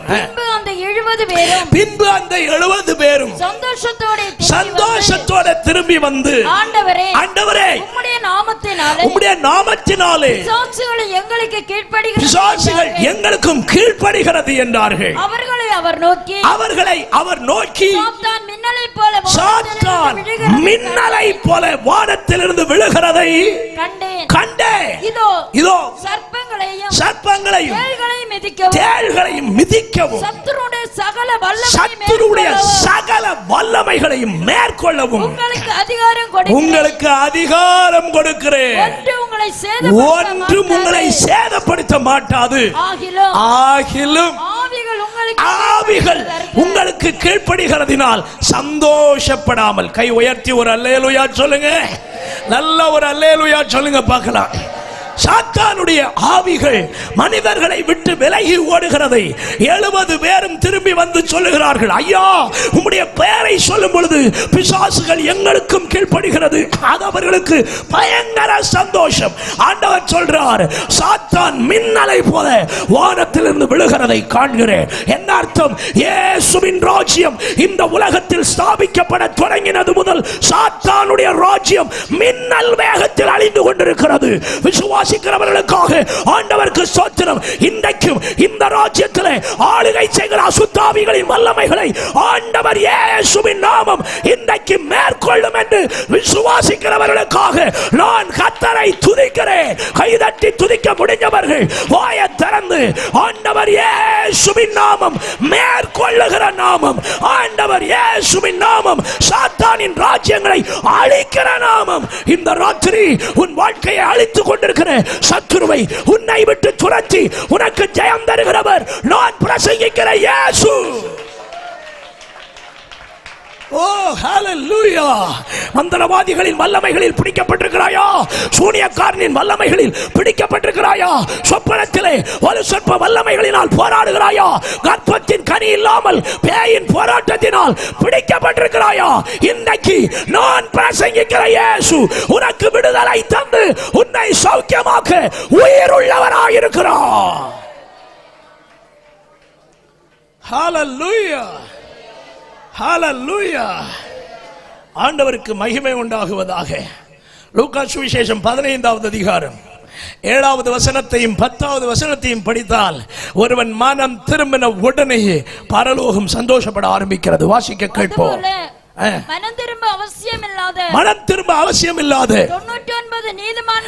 99 நீதிமான்களை குறித்து சந்தோஷம் உண்டாகிறதை பார்க்கிலும் மனம் திரும்புகிற ஒரே ஒரு பாவியின் நிமித்தம் பரலோகத்தில் மிகுந்த சந்தோஷம் உண்டாயிருக்கிறது என்று உங்களுக்கு சொல்லுகிறேன். கை உயர்த்தி ஒரு அல்லேலூயா சொல்லுங்க. ஒருவன் மனம் திரும்பும் பொழுது பரலோகம் சந்தோஷப்படுகிறது. அன்பு சகோதரா சகோதரி, இதுவரைக்கும் சாத்தானை சந்தோஷப்படுத்தி வாழ்ந்த உன்னுடைய வாழ்க்கை இந்த ராத்திரி ஆண்டவரை சந்தோஷப்படுத்த வேண்டும் என்று அவர் எதிர்பார்க்கிறார். உன் பாவ வாழ்க்கை விட்டு வெளியே வருவாயாக. உன்னை ஆட்கொள்ளுகிற சாத்தானுடைய வல்லமைகளை இந்த ராத்திரி உன்னை விட்டும் உன் குடும்பத்தை விட்டும் விலக்கி உனக்கு சமாதானம் தருவதற்கு இயேசு வல்லமை உள்ளவராயிருக்கிறார். உன் குடும்பத்தின் பிரிவினைக்கு காரணமாயிருக்கிற அசுத்தாவிகளை இன்றைக்கு உன் குடும்பத்தை விட்டு விரட்டி அடிப்பார். வீட்டுக்குள் சமாதானம் இல்லாமல் வாழ்கிற உன்னை சமாதானம் உள்ளவனாய் மாற்றுவார். குடும்பத்தின் கலகத்தின் ஆவிகளை உன்னை விட்டு விரட்டி உன் குடும்பத்துக்கு நிம்மதிகளை கற்றுத் தருவார். என்ன செஞ்சாலும் உருப்பட மாட்டேங்குது பிரதர், வேதனையோடு இருக்கிறாயா? உன் சாபங்களை கர்த்தர் மாற்றி உன் கைகளின் பிரயாசத்தை ஆசீர்வதித்து உன்னை மாற்றுவதற்கு இயேசு உண்மையுள்ளவர். ஹalleluya. இயேசுகிட்ட வந்ததனால பிழைச்சேன்னு சொல்றவங்க ஒரு அல்லேலூயா சொல்லுங்க. சும்மா யாரோ சொன்னாங்க அதனால இயேசுக்கு பின்னால வந்தேன்னு சொல்றவங்க ஒரு அல்லேலூயா சொல்லுங்க. அந்த அளவுக்கு நம்ம ஒண்ணும் முட்டாள் கிடையாது. ஒரு அல்லேலூயா சொல்லுங்க. அந்த அளவுக்கு அறிவில்லாதவன் ஒன்றும் கிடையாது. யாரை சேவிக்கணும் யாரை சேவிக்கப்படாதுன்னு தெரியாம ஒன்றும் வரல. ஒரு அல்லேலூயா சொல்லுங்க. 100 ரூபாய்க்கு பிரியாணி இப்ப நம்ம கொடுத்து வாங்க முடியாதோ? ஒரு அல்லேலூயா சொல்லுங்க. அதுக்கெல்லாம் இயேசுநாதருக்கு பின்னால வந்தவன் அல்ல ஜெபா இயேசுதாஸ். ஜெபா இயேசுதாஸ் இயேசுநாதருக்கு பின்னால வந்ததுக்கு காரணம் தெரியணுமா? என் தகப்பனை ஆட்டி படைத்த ஒரு பயங்கரமான வயிற்று வலி. அதற்கு காரணம் ஒரு அசுத்த ஆவி. இயேசு கிறிஸ்துவின் ஜெப ஆலயத்தில் கொண்டு போட்டு ஜெபித்த பொழுது அவருக்குள் கிடந்த அந்த அசுத்த ஆவி விலகிற்று. தீராத வியாதியிலிருந்து என் தகப்பனாருக்கு சுகம் தந்தார் என் ஆண்டவர் இயேசு. ஒரு அல்லேலூயா சொல்லுங்க. மந்திரவாதிகள்கிட்ட விடுதலை இல்ல, சூனியக்காரன்ட்ட விடுதலை இல்ல, கண்ட ஆஸ்பத்திரிக்கு கொண்டு போய் விடுதலை இல்ல, நாட்டு மருந்துகள் வாங்கி கொடுத்து விடுதலை இல்ல, எதிலும் விடுதலை இல்லை. துடியாய் துடித்த என் தகப்பனை இலவசமாக விடுதலை ஆக்கினவர் நான் பிரசங்கிக்கிற ஆண்டவராகிய இயேசு கிறிஸ்து. அதனாலதான் சவால் விட்டு சொல்லுகிறேன், உன்னை விட்டு நீங்க கூடாத எந்த வல்லமைகளையும் உன்னை விட்டு துரத்தி அடிக்கிற ஒரே ஒரு உயிருள்ள தெய்வம் நான் பிரசங்கிக்கிற இயேசு என்னும் இரட்சகர். ஹalleluya. சந்தோஷமா ஒரு அல்லேலூயா சொல்லுங்க. ஆண்டவருக்கு ஸ்தோத்திரம். 7 பிள்ளைகள் பிறந்து எங்க குடும்பத்தில் செத்துக்கிட்டே இருந்தது. விடுதலை இல்லை. சாபம்.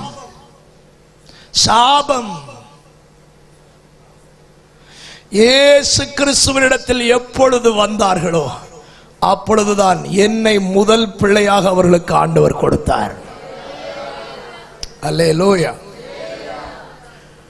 எங்க அப்பா அப்பவும் சரியா ரட்சிக்கப்படாதவர் தண்ணி அடிச்சுக்கிட்டு இருந்துட்டு சொன்னாரா, நம்ம ஆராதிக்கிற தெய்வம் உண்மையாகவே இயேசுதான் உண்மையான தெய்வம்னா உனக்கு ஒரு பிள்ளை தரட்டும், அந்த பிள்ளைக்கு இயேசுதாஸ்னு பேர் போடலாம்.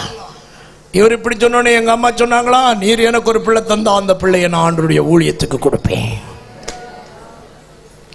அல்லேலூயா. இயேசுவை அறிந்து ஆராதிக்கிறேன். இயேசு எங்களுக்கு நன்மை செய்தார். இயேசு எங்கள் குடும்பத்தை வாழ வைத்தார். இயேசு எங்கள் குடும்பத்துக்கு மேன்மையானவைகளை செய்தார். படிக்கும் காலத்தில் நீ உருப்படவே மாட்டலன்னு சொன்ன என்ன இன்னைக்கு உலகத்துக்கே ஆசீர்வாதமான பாத்திரமாய் மாற்றி வச்சிருக்கிறார். அல்லேலூயா. இது எங்க ஊழியம் செய்ய போகுதுன்னு என்னை பார்த்து கேட்ட பைபிள் காலேஜ் ஆசிரியர்களுக்கு முன்னால நின்று பிரசங்கம் பண்றதுக்கு என்னை ஆசீர்வதிச்சார். பைபிள் காலேஜ் டீனு பின்னால இருந்து பிரசங்கம் கேட்கிற அளவுக்கு கர்த்தர் மாற்றினார். ஒரு அல்லேலூயா சொல்லுங்க. நல்ல ஒரு அல்லேலூயா சொல்லுங்க. உருப்பட மாட்டேன்னு எந்தெந்த வாய் சொல்லிச்சோ அந்த வாயெல்லாம் இன்னைக்கு நம்மளை கண்டா எரிச்சல் அடைகிற அளவுக்கு ஆசீர்வாதமா வச்சிருக்கிறார். ஒரு அல்லேலூயா சொல்லுங்க. நல்ல ஒரு அல்லேலூயா சொல்லுங்க. நான் ஆராதிக்கிற இயேசு உயிருள்ளவர், எந்த மனிதனையும் மாற்றுகிறவர், எந்த மனிதனையும் ஆசீர்வதிக்கிறவர், எந்த மனிதனுக்கும் நன்மை செய்கிறவர். ஆண்டவரிடத்தில் வா, உனக்கு சமாதானம் கிடைக்கும். உன் குடும்பத்தில் இருக்கிற தரித்திர ஆவிகள் ஓடும். உன் பிள்ளைகளுடைய எதிர்காலம் ஆசீர்வதிக்கப்படும். ஆண்டவர் இயேசு மனிதனை வாழ வைக்கிறவர். ஒருவரை விட்டு சாத்தானின் ராஜ்யம் அழியும் பொழுது அவருடைய முகம் சந்தோஷப்பட்டு களி கூறுகிறது. இரண்டாவது, ஆண்டவர் இயேசுவினுடைய முகம் சந்தோஷப்பட காரணம் என்ன? லூக்கா 10வது அதிகாரம் 20வது வசனத்தை ஒரு விசை வாசிக்க கேட்போம். லூக்கா 10:20.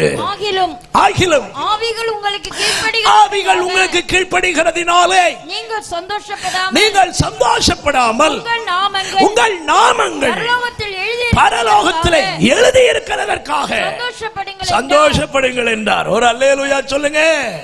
இயேசுவுக்கு சந்தோஷம் உண்டாக்குகிற இரண்டாவது காரியம் உங்க நாமம் பரலோகத்தில் எழுதப்படுவதனால. இனி 1-2 விஷயம் சொல்ல போறேன், நீங்க யாரும் வருத்தப்படப்படாதுன்னு. நீ 4 மாடி வீடு கட்டியதுனால இயேசுராஜா என்ன செய்ய மாட்டாரு? சந்தோஷப்பட மாட்டார். படுவாரா பாஸ்டர்? சந்தோஷப்பட மாட்டார். முடி கருத்து 65 வயசான நீ டையை அடிச்சு யூத்து மாதிரி காட்டுறதுனால உன் மேல என்ன செய்ய மாட்டாரு? ஏன் கோபமா? என்னப்பட மாட்டாரு? சந்தோஷப்பட மாட்டார். உனக்கு மோகனும் மோளும் மட்டும் சொல்லலாம், டேடி சூப்பரா இருக்கிறிய, மம்மி சூப்பரா இருக்கிறிய. இந்த சூப்பர் ஒண்ணு அங்க வேலை ஆவாது. ஒரு அல்லேலூயா சொல்லுங்க. நீ BMW கார் வாங்குறதுனாலயோ, ஆடி கார் வாங்குறதுனாலயோ, ஜாகுவார் கார் வாங்குறதுனாலயோ, இனி என்னெல்லாம் உண்டோ அந்த காரெல்லாம் வாங்குறதுனால பரலோகம் என்ன செய்யாது? சந்தோஷப்படாது. ஒரு அல்லேலூயா சொல்லுங்க.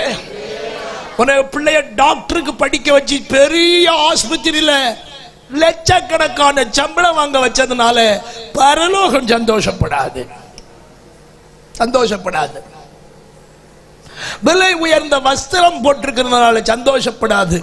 5 விரலையும் ஒரு விரலையும் பாக்கி விடாம ஒவ்வொரு விரலுக்கும் 2 மோதிரம் போட்டு 20 மோதிரம் போட்டு பீத்திக்கிட்டு நடந்தாலும் பரலோகம் சந்தோஷப்படாது.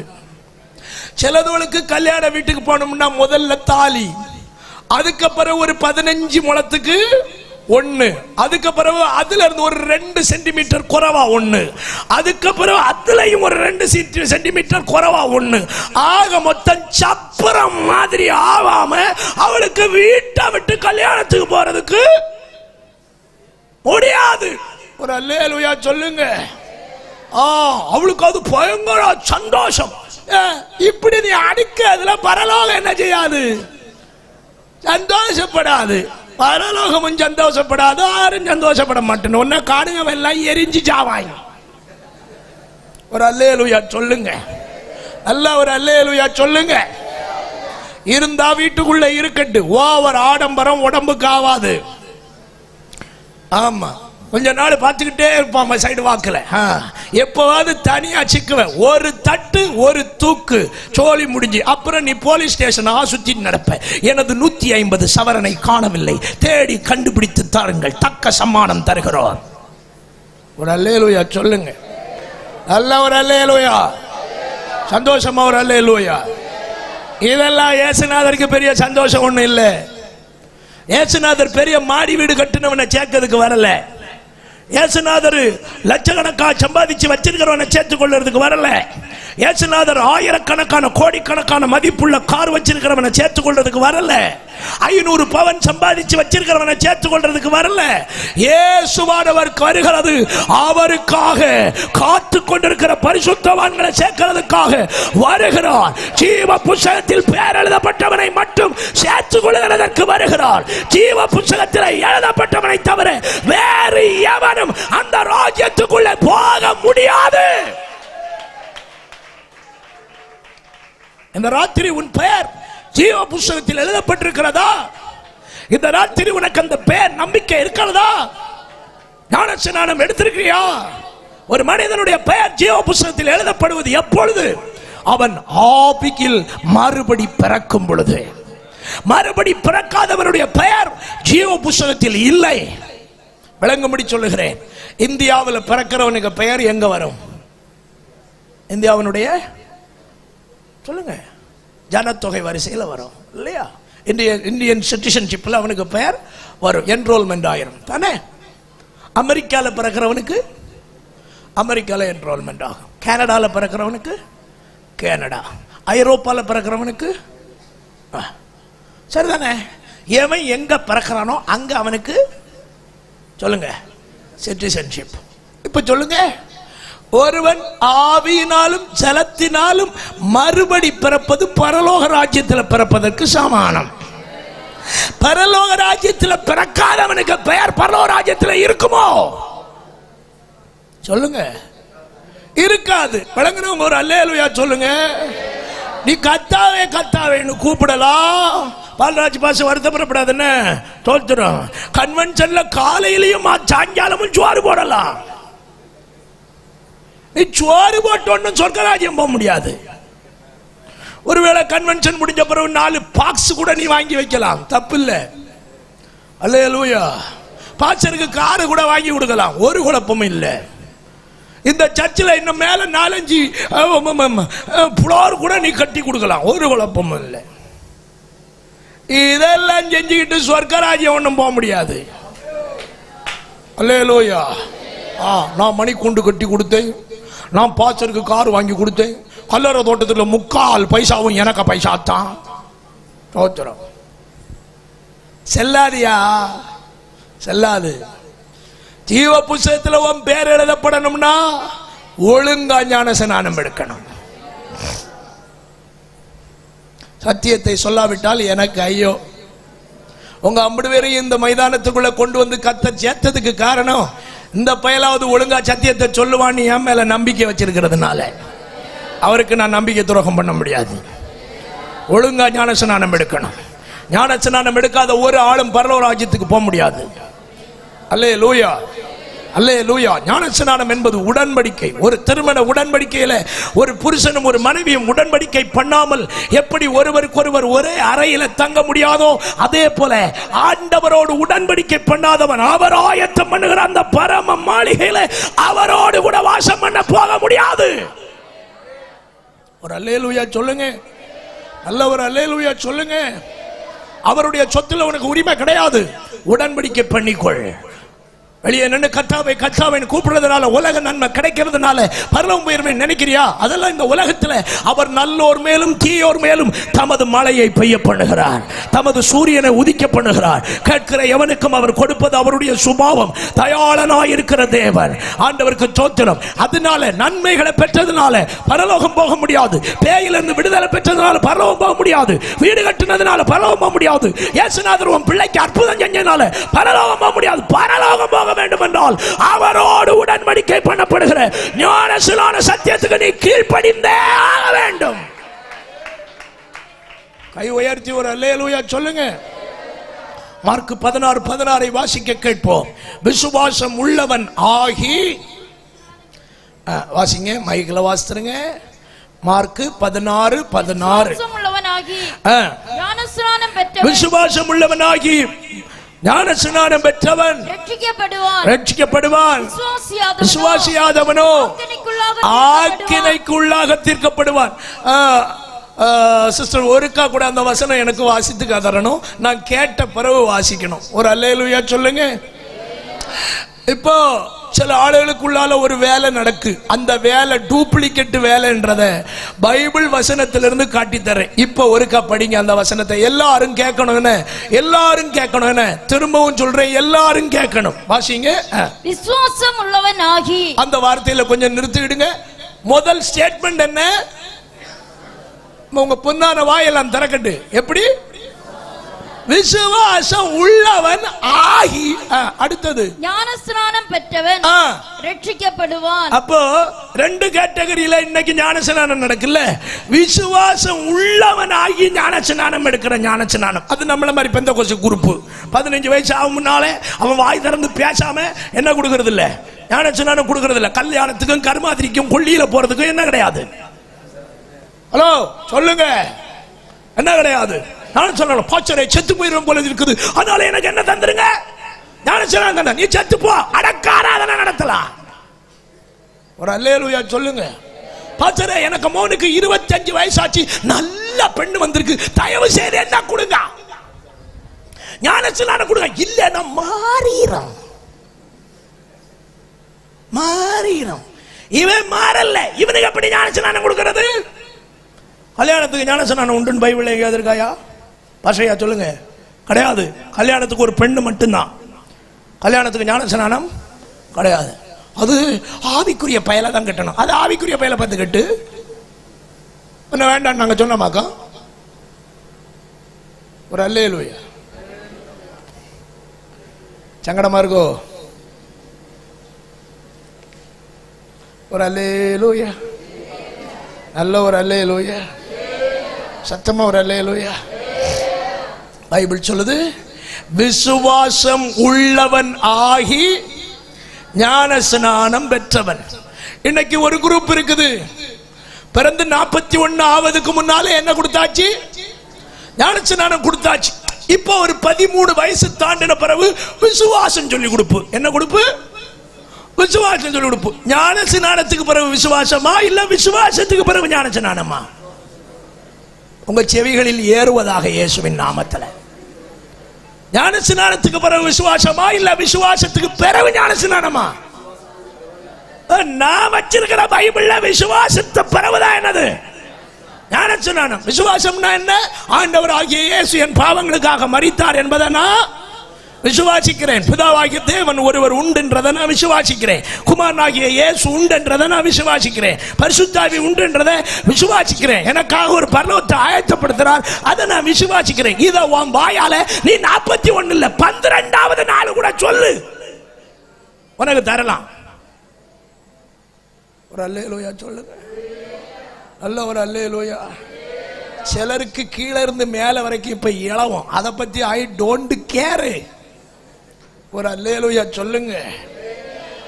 நல்ல புத்திசாலியா இருந்தா எது உண்மைன்றதை ஆராய்ந்து பார். நீ மனுஷ பிறவி, உன் பாரம்பரியத்துக்காக சரி போட்டோம். ஒரு அல்லேலூயா சொல்லுங்க பார்க்கலாம். நல்ல மனுஷன் சிந்திப்பான். புத்திசாலி யாரு? சிந்திக்கிறவனா கூமுட்டத்தனமா இருக்கிறவனா? சிந்திக்கிறவன். எது கரெக்ட் எது தப்புன்னு யோசிக்கிறவன் தான் யாரு? புத்திசாலி. அப்ப பைபிள்ல தப்பு எது சரி எதுன்னு காட்டி தந்தா தப்ப விட்டுட்டு சரியான வழிக்கு வர்றவன் தானே நல்லவன். ஒரு அல்லேலூயா சொல்லுங்க. இத நாங்க சொல்லிட்டா நாங்க மோசமான பயிலுவ. ஒரு அல்லேலூயா சொல்லுங்க. பெந்தகோசுகார பயிலுவ வஞ்சிக்கிறான்னு சொல்லுவாங்க. நாங்க யாரையும் வஞ்சிக்கல, நாங்க உள்ளத உள்ளபடி சொல்றோம். ஒரு அல்லேலூயா சொல்லுங்க, நல்ல ஒரு அல்லேலூயா சொல்லுங்க, நல்ல ஒரு அல்லேலூயா சொல்லுங்க. தோத்துறோம். நோய் போறதுக்கும் பேய் போறதுக்கு மட்டும் பால்ராஜ் பாஸ்டர் கொள்ளலாம். விளங்கல நினைக்க, இதுக்கு அந்த பக்கம் சொன்னா சரியாவாது. தேவையில்லாம சாவப்படாதுன்னா ஒரு அல்லேலூயா சொல்லுங்க, நல்ல ஒரு அல்லேலூயா சொல்லுங்க, சந்தோஷமா ஒரு அல்லேலூயா சொல்லுங்க. இந்த ராத்திரி நீ ஞான ஸ்நானம் எடுக்க வேண்டிய விதத்துல ஞான ஸ்நானம் எடுக்க வேண்டும். உண்மையான ஞான ஸ்நானத்தை எடுத்தாக வேண்டும். தவறான வழிகளில் நீ எடுத்துக்கொண்டு உன்னை ஏமாற்றி கொள்ளாதே. போலியான டிக்கெட்டை வச்சுட்டு ஏர்போர்ட் வாசல் வரைக்கும் போலாம், ஏர்போர்ட்டுக்குள்ளால போக முடியாது. ஒருத்தன் வெளிநாட்டுக்கு போறான்னு வச்சுக்கிடுங்களேன், ஏஜென்ட் ஒருத்தன் கள்ளத்தனமான ஒரு டிக்கெட்டையும் ஒரு விசாவையும் எடுத்து இவன்கிட்ட கொடுத்து அனுப்பிடுவோம். போ ராஜா போ. இவன் ஊர்ல எல்லாம் என்ன சொல்லிட்டு போறான்? நான் மஸ்கட்டு போறேன். எங்க போறேன்? மஸ்கட்டுக்கு போறேன். வீட்டுல இருந்து இறங்கும் போது அவனுக்கு பவுளிய பார்க்கணும். ஒரு அல்லேலூயா. ஏர்போர்ட் வாசல்லையும் போய் மனைவிக்கு ஒரு முத்தம், பிள்ளைகளுக்கு ஒரு முத்தம், இதுல கரைச்சி வேற வந்துடும். ஆமா, அழுது தள்ளிடுவானுவா. தோத்திரம். வாசல்ல போனோன்னு செக்யூரிட்டி நிற்பான். குடுவம் பாஸ்போர்ட் இந்தா, டிக்கெட்டை கொண்டா. அவன் இப்படி ஸ்கேனரை வச்சு பார்த்த உடனே யோமுல உனக்கு இந்த டிக்கெட்டு தந்தானு கேட்பான். அல்லேலூயா, நல்ல ஒரு அல்லேலூயா சொல்லு. பிடிச்சு உள்ள போடாம ஒன்னு வீட்டுக்கு அனுப்புவது கிருபை. சரிதானா? ஒரு அல்லேலூயா சொல்லுங்க. இதை போலியாக்க இப்ப எல்லாம் போலியா வாங்கி வச்சுக்கிட்டு நாங்களும் போவோம், அவங்களும் போவோம், நாங்களும் பரலோத்து போவோம். ஏமாத்தாத உன்னைய வஞ்சிக்கப்படாது இருப்பாயாக. நான் உள்ளதை உள்ளபடி சொல்றேன். இது என் ஸ்டைல், இப்படிதான் சொல்லுவேன். எனக்கு மற்றவங்கள மாதிரி காப்பி அடிச்சு பேச தெரியாது. இது என் நேச்சர். ஒரு அல்லேலூயா சொல்லுங்க. என் ஸ்டைல்ல தான் நான் பிரசங்கம் பண்ண முடியும். ஒரு அல்லேலூயா சொல்லுங்க பார்க்கலாம். நல்ல ஒரு அல்லேலூயா சொல்லுங்க. உள்ளபடி ஞானஸ்நானம் எடுத்தா சொர்க்கராஜ்யம் வரலாம். இல்லைன்னா நாங்களும் போவோம், நாங்களும் போவோம், நாங்களும் போவோம்னு சொல்லலாம். சமயம் வரும்போது சீட்டு கிழிஞ்சிடும். அல்லேலூயா. விசுவாசம் உள்ளவன் ஆகி ஞானஸ்நானம் பெற்றவன் ரட்சிக்கப்படுவான். விசுவாசியாதவனோ ஆக்கினைக்குள்ளாக தீர்க்கப்படுவான். நீங்கள் விசுவாசித்து ஞானஸ்நானம் பெற்றவர்களா என்பதை பரிசோதியுங்கள். இன்று வரையிலும் ஞானஸ்நானம் எடுக்காம கதையை தள்ளி போட்டுட்டு இருக்கீங்களா? இன்னைக்கே ரட்சண்ய நாள், இன்றைக்கே அனுக்கிரக காலம். இந்த ராத்திரி நீங்கள் ரட்சிக்கப்பட வேண்டும் என்று விரும்புகிறார். இந்த ராத்திரி நீங்கள் ஞானஸ்நானம் பெற வேண்டும் என்று கர்த்தர் விரும்புகிறார். கை உயர்த்தி ஒரு அல்லேலூயா சொல்லுங்க, நல்ல ஒரு அல்லேலூயா சொல்லுங்க. வாலிப வயதுல காலேஜ் முடிக்கட்டும், அப்புறம் பார்த்துக்கிடலாம். ஸ்கூல் முடிக்கட்டும், அப்புறம் பார்த்துக்கிடலாம். கல்யாணம் செட் ஆகட்டும், அப்புறம் பார்த்துக்கிடலாம். அது வரைக்கும் ஏசுநாதர் வராம இருப்பாரான்னு நமக்கு தெரியாது. அது வரைக்கும் நம்ம ஆபீஸும் பூட்டாம இருக்குமான்னு தெரியாது. விளங்கினவர்களுக்காக தோத்திரம். அல்லேலூயா. நான் ரெண்டாவது சொன்னது விளங்கிச்சுன்னா ஒரு அல்லேலூயா சொல்லுங்க. நமக்கு பிபி ஊதுகிற நேரம் வந்துடப்படாது. அதுக்கு முன்னால நம்ம ரெடி ஆகிடணும். ஆண்டவருக்கு ஸ்தோத்திரம். அது பாஸ்டர் இன்னும் சமயம் கிடக்கு, நீ கண்டியாக்கும். ஆண்டவருக்கு ஸ்தோத்திரம். பாஸ்டரையா ராத்திரி சாப்பாடு கொடுக்கறதுக்கு எத்தனை மணிக்குல இருந்து சமையல் தொடங்கினியா? 2 மணிக்கு. இவங்களுக்கு சோறு எப்ப கொடுக்க போறோம்? போற போக்க பார்த்தா 9:30 சொல்லுதீங்களோ? அப்படியெல்லாம் உங்களை சோதிக்க மாட்டேன். அப்போ ஒரு 9:15 அப்படின்னு வச்சுக்கிடுவோமே. 9:15 சோறு கொடுக்க 9 மணிக்கு ஆயத்தம் பண்ணா போதாதோ? செபல 9 இருக்க தலையா ஆட்டப்பாரு, வாய்ப்பே இல்லையா, ஆட்டி தள்ளியாரு. ஒரு அல்லேலூயா சொல்லுங்க. 9:30 சோறு கொடுக்க 9:15 சோறு கொடுக்கிறதுக்கு எத்தனை மணியில இருந்து ஆயத்தம்? 2 மணியில இருந்து ஆயத்தம். இதை சொல்லுவதை விட வெளிப்படையா சொல்லுவோம். கல்யாண வீட்டில் சோறு எத்தனை மணிக்கு? 12:30. எத்தனை மணில இருந்து சமையல் தொடங்குவாங்க? முந்தின நாள் சாயங்காலம் ராத்திரி 8 மணில இருந்து இல்லையா? அதான் ஒழுங்கு. 12:30 மணிக்கு சாப்பிட வர்றவனுக்கு 12 மணிக்கு செஞ்சா போறோம். இன்னும் 1/2 மணி நேரம் கிடக்குல்ல. அதுக்கு மட்டும் ஒரு நாளைக்கு முன்னாலேயே நமக்கு ஆயத்தமாக தெரியுது இல்லையா? இயேசு ராஜா எப்ப வருவாரு, நம்ம எப்ப சாவோம், அது ரெண்டும் நமக்கு தேவையில்லை.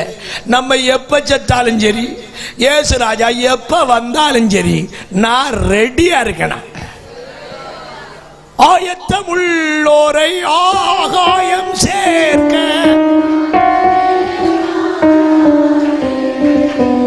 ஆயத்தம் உள்ளோரை ஆகாயம் சேர்க்க அவரே வாராரே.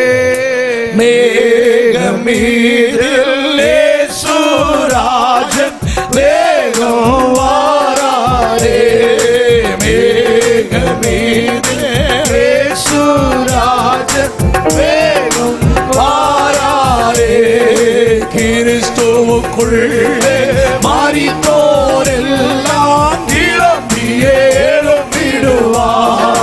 கிறிஸ்துவுக்குள்ளே மாறித்தோரெல்லாம் கிளம்பியே எழும்பிடுவார். மாறிக்காதிருக்கும் பரிசுத்தரெல்லாம் மறைந்தே போவாரே. மாறிக்காதிருக்கும் பரிசுத்தரெல்லாம் மறைந்தே போவாரே. இயேசுராஜன் வேகம் வாராரே. மேகமீதில் இயேசுராஜன் வேகம் வாராரே. அவர் உரைத்த அடையாளங்களெல்லாம் தவறாமல் நடக்கிறதே. அவர் உரைத்த அடையாளங்களெல்லாம் தவறாமல் நடக்கின்றதே. அவர் வரும் வேளையை எவருமே அறியார், ஆண்டவரே அறிவார். அவர் வரும் வேளையை எவருமே அறியார், ஆண்டவரே அறிவார். மேகமீதில் இயேசுராஜன் வேகம் வாராரே. மேகமீதில் இயேசுராஜன் வேகம் வாராரே. ஆயத்தம் உள்ளோரை ஆகாயம் சேர்க்க அவரே வாராரே. ஆயத்தம் உள்ளோரை ஆகாயம் சேர்க்க அவரே வாராரே. மேகமீதில் இயேசுராஜன் வேகம் வாராரே. மேகமீதில் இயேசுராஜன் வேகம் வாராரே. அல்லேலூயா கீதமே பாடி அகமகிழ்ந்தாடிடுவோம். அல்லேலூயா கீதமே பாடி அகமகிழ்ந்தாடிடுவோம். வல்லவர் வரும் வேளையுமீதோ மெல்லவர் நெருங்கிட்டே. வல்லவர் வரும் வேளையுமீதோ மெல்லவர் நெருங்கிட்டே. மேகமீதில் இயேசுராஜன் வேகம் வாராரே. மேகமீதில் இயேசுராஜன் வேகம் வாராரே.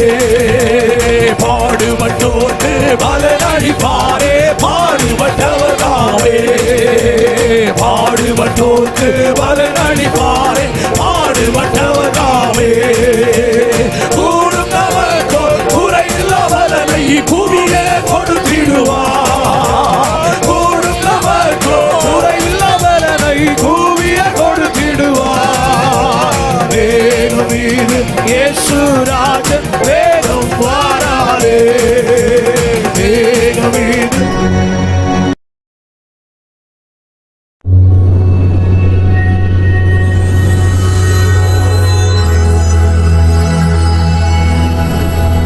கைகளை தட்டி ராஜாவை உயர்த்தி துதியுங்கள். ஹல்லேலூயா.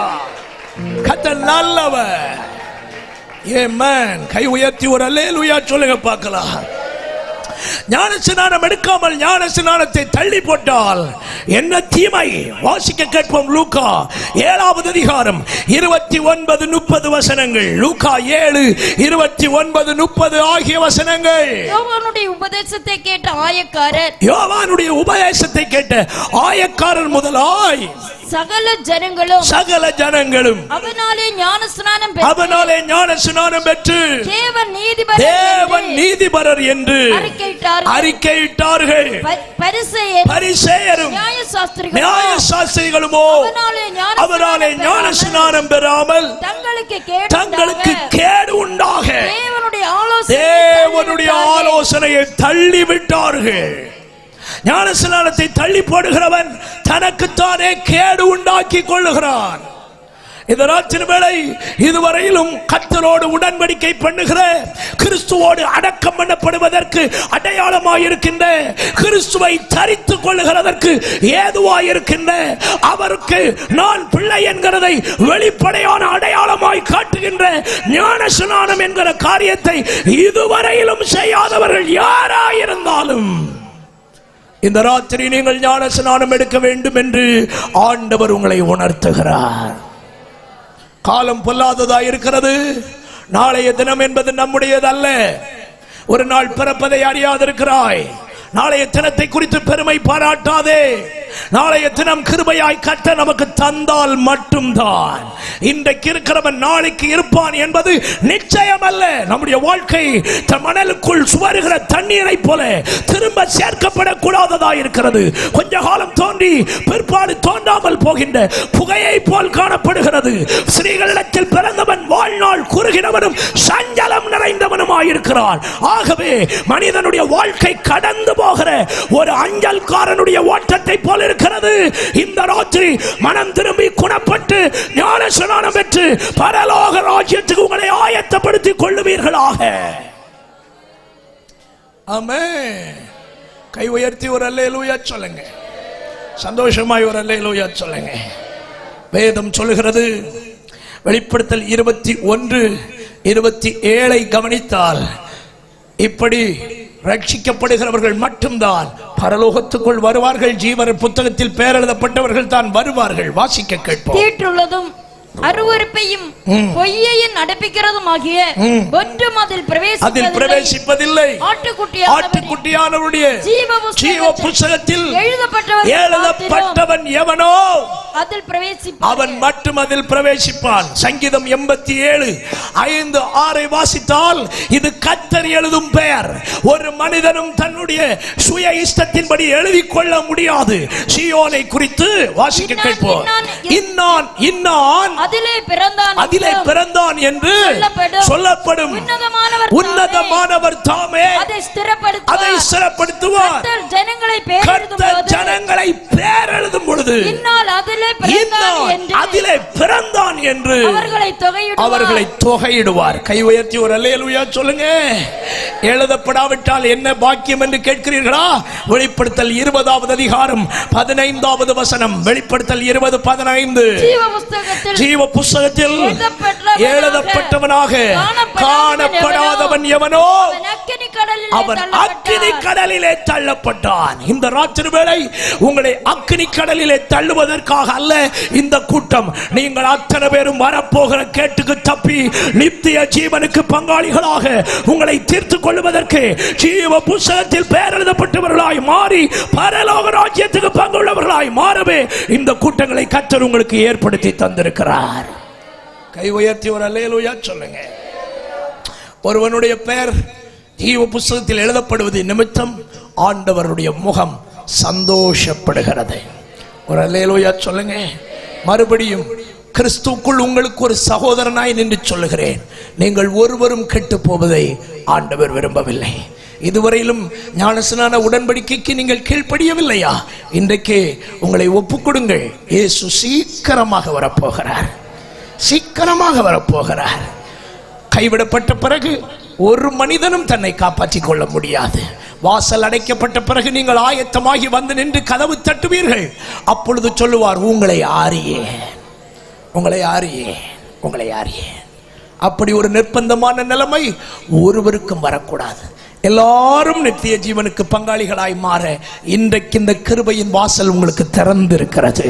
அத்தனை பேரும் பிரவேசிப்பதற்கு கர்த்தர் உங்களுக்கு கிருபை தருவாராக. கை உயர்த்தி ஒரு அல்லேலூயா சொல்லுங்க. இனி உள்ள முகங்களை அதிகமாய் உங்களுக்கு பேச முடியாது. ஆகிலும் 7ன்னு வாயை விட்டுட்டேன். அதனால அந்த குறிப்புகளை மட்டும் உங்களுக்கு நினைவுபடுத்தி கூட்டங்களை நிறைவு செய்கிறேன். கர்த்தர் உங்களை ஆசீர்வதிப்பார். 3வது, இயேசுவின் முகம் பிரகாசம் நிறைந்த முகம். மத்தேயு 17வது அதிகாரம் அதனுடைய 2வது வசனம். மத்தேயு 17 அதனுடைய 2வது வசனம். அவர்களுக்கு முன்பாக மறுரூபமானார், அவர்களுக்கு முன்னாலே மறுரூபமானார்.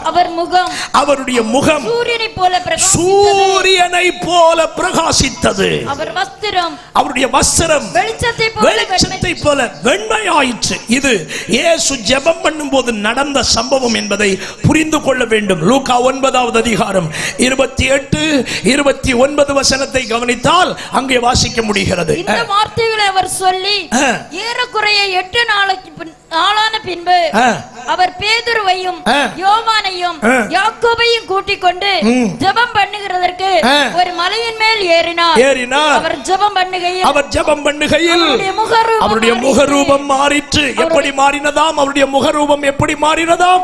சூரியனை போல் மாறிற்று என்று நம்ம ஆண்டவருக்கு ஸ்தோத்திரம் மத்தேயுல நம்ம வாசிக்கிறோம். அப்படியானால் இந்த முகம் நமக்கு வெளிப்படுத்துவது என்ன? எந்த ஒரு மனிதன் ஆனாலும் சரி, அவன் கர்த்தரை நோக்கி ஜெபிக்கிறவனாயிருந்தால் அவனுடைய முகமும் பிரகாசம் அடையும் என்பதை வெளிப்படுத்தி காட்டுகிறது தான் இயேசுவினுடைய முகத்தினுடைய வெளிப்பாடு. இயேசு நமக்கு மாதிரியாயிருக்கிறவர். சங்கீதம் 34:5 சொல்கிறது, அவர்கள் அவரை நோக்கி பார்த்து பிரகாசம் அடைந்தார்கள். அவருடைய முகங்கள் வெட்கப்பட்டு போனதே இல்லை. உன்னுடைய வாழ்க்கையில ஜெப குறைவோடு வாழ்கிறாயா? இன்றைக்கு இயேசுவின் முகம் பிரகாசித்தது போல உன் முகத்தினுடைய இருள் நீங்கி பிரகாசம் உள்ள மனிதனாய் வாழணுமா? தேவ சமூகத்தில் அதிக நேரத்தை செலவிடுங்கள். இயேசுவின் முகம் பிரகாசம் அடைந்தது போல உங்கள் முகமும் பிரகாசம் அடைகிறதற்கு ஏது உண்டாகிறது. 4வது, கண்ணீர் நிறைந்த முகம். எபிரேயர் 5வது அதிகாரம் 7வது வசனம். எபிரேயர் 5, 7வது வசனம். அவர் மாம்சத்தில் இருந்த நாட்களில் தம்மை மரணத்தின்றி ரட்சிக்க வல்லமையுள்ளவரை நோக்கி பலத்த சத்தத்தோடும் கண்ணீரோடும் விண்ணப்பம் பண்ணி வேண்டுதல் செய்து தமக்குண்டான பயபக்தி நிமித்தம் கேட்கப்பட்டு அவர் அவர் மாம்சத்தில் இருந்த நாட்களில் தன்னை மரணத்திலிருந்து ரட்சிக்க வல்லமை உள்ளவரை நோக்கி பலத்த சத்தத்தோடும் கண்ணீரோடும் ஜெபம் பண்ணினார். எல்லா மனிதனுக்கும் தெரியும், மனிதனுடைய கண்ணீர் வடியும் பொழுது அவன் முகத்திலோடி வடிகிறது அல்லவா? அப்ப இயேசுவின் முகம் கண்ணீர் நிறைந்த முகம். அவர் எப்பொழுதெல்லாம் கண்ணீர் வடித்தார் என்று வேதத்தில் வாசிக்கிறோம். தனக்கு அருமையாயிருந்த, பிரியமாயிருந்த, சிநேகிதனாயிருந்த லாசரு மரித்த பொழுது அவனுடைய கல்லறையின் அருகாமையில் இயேசு அழுதார்.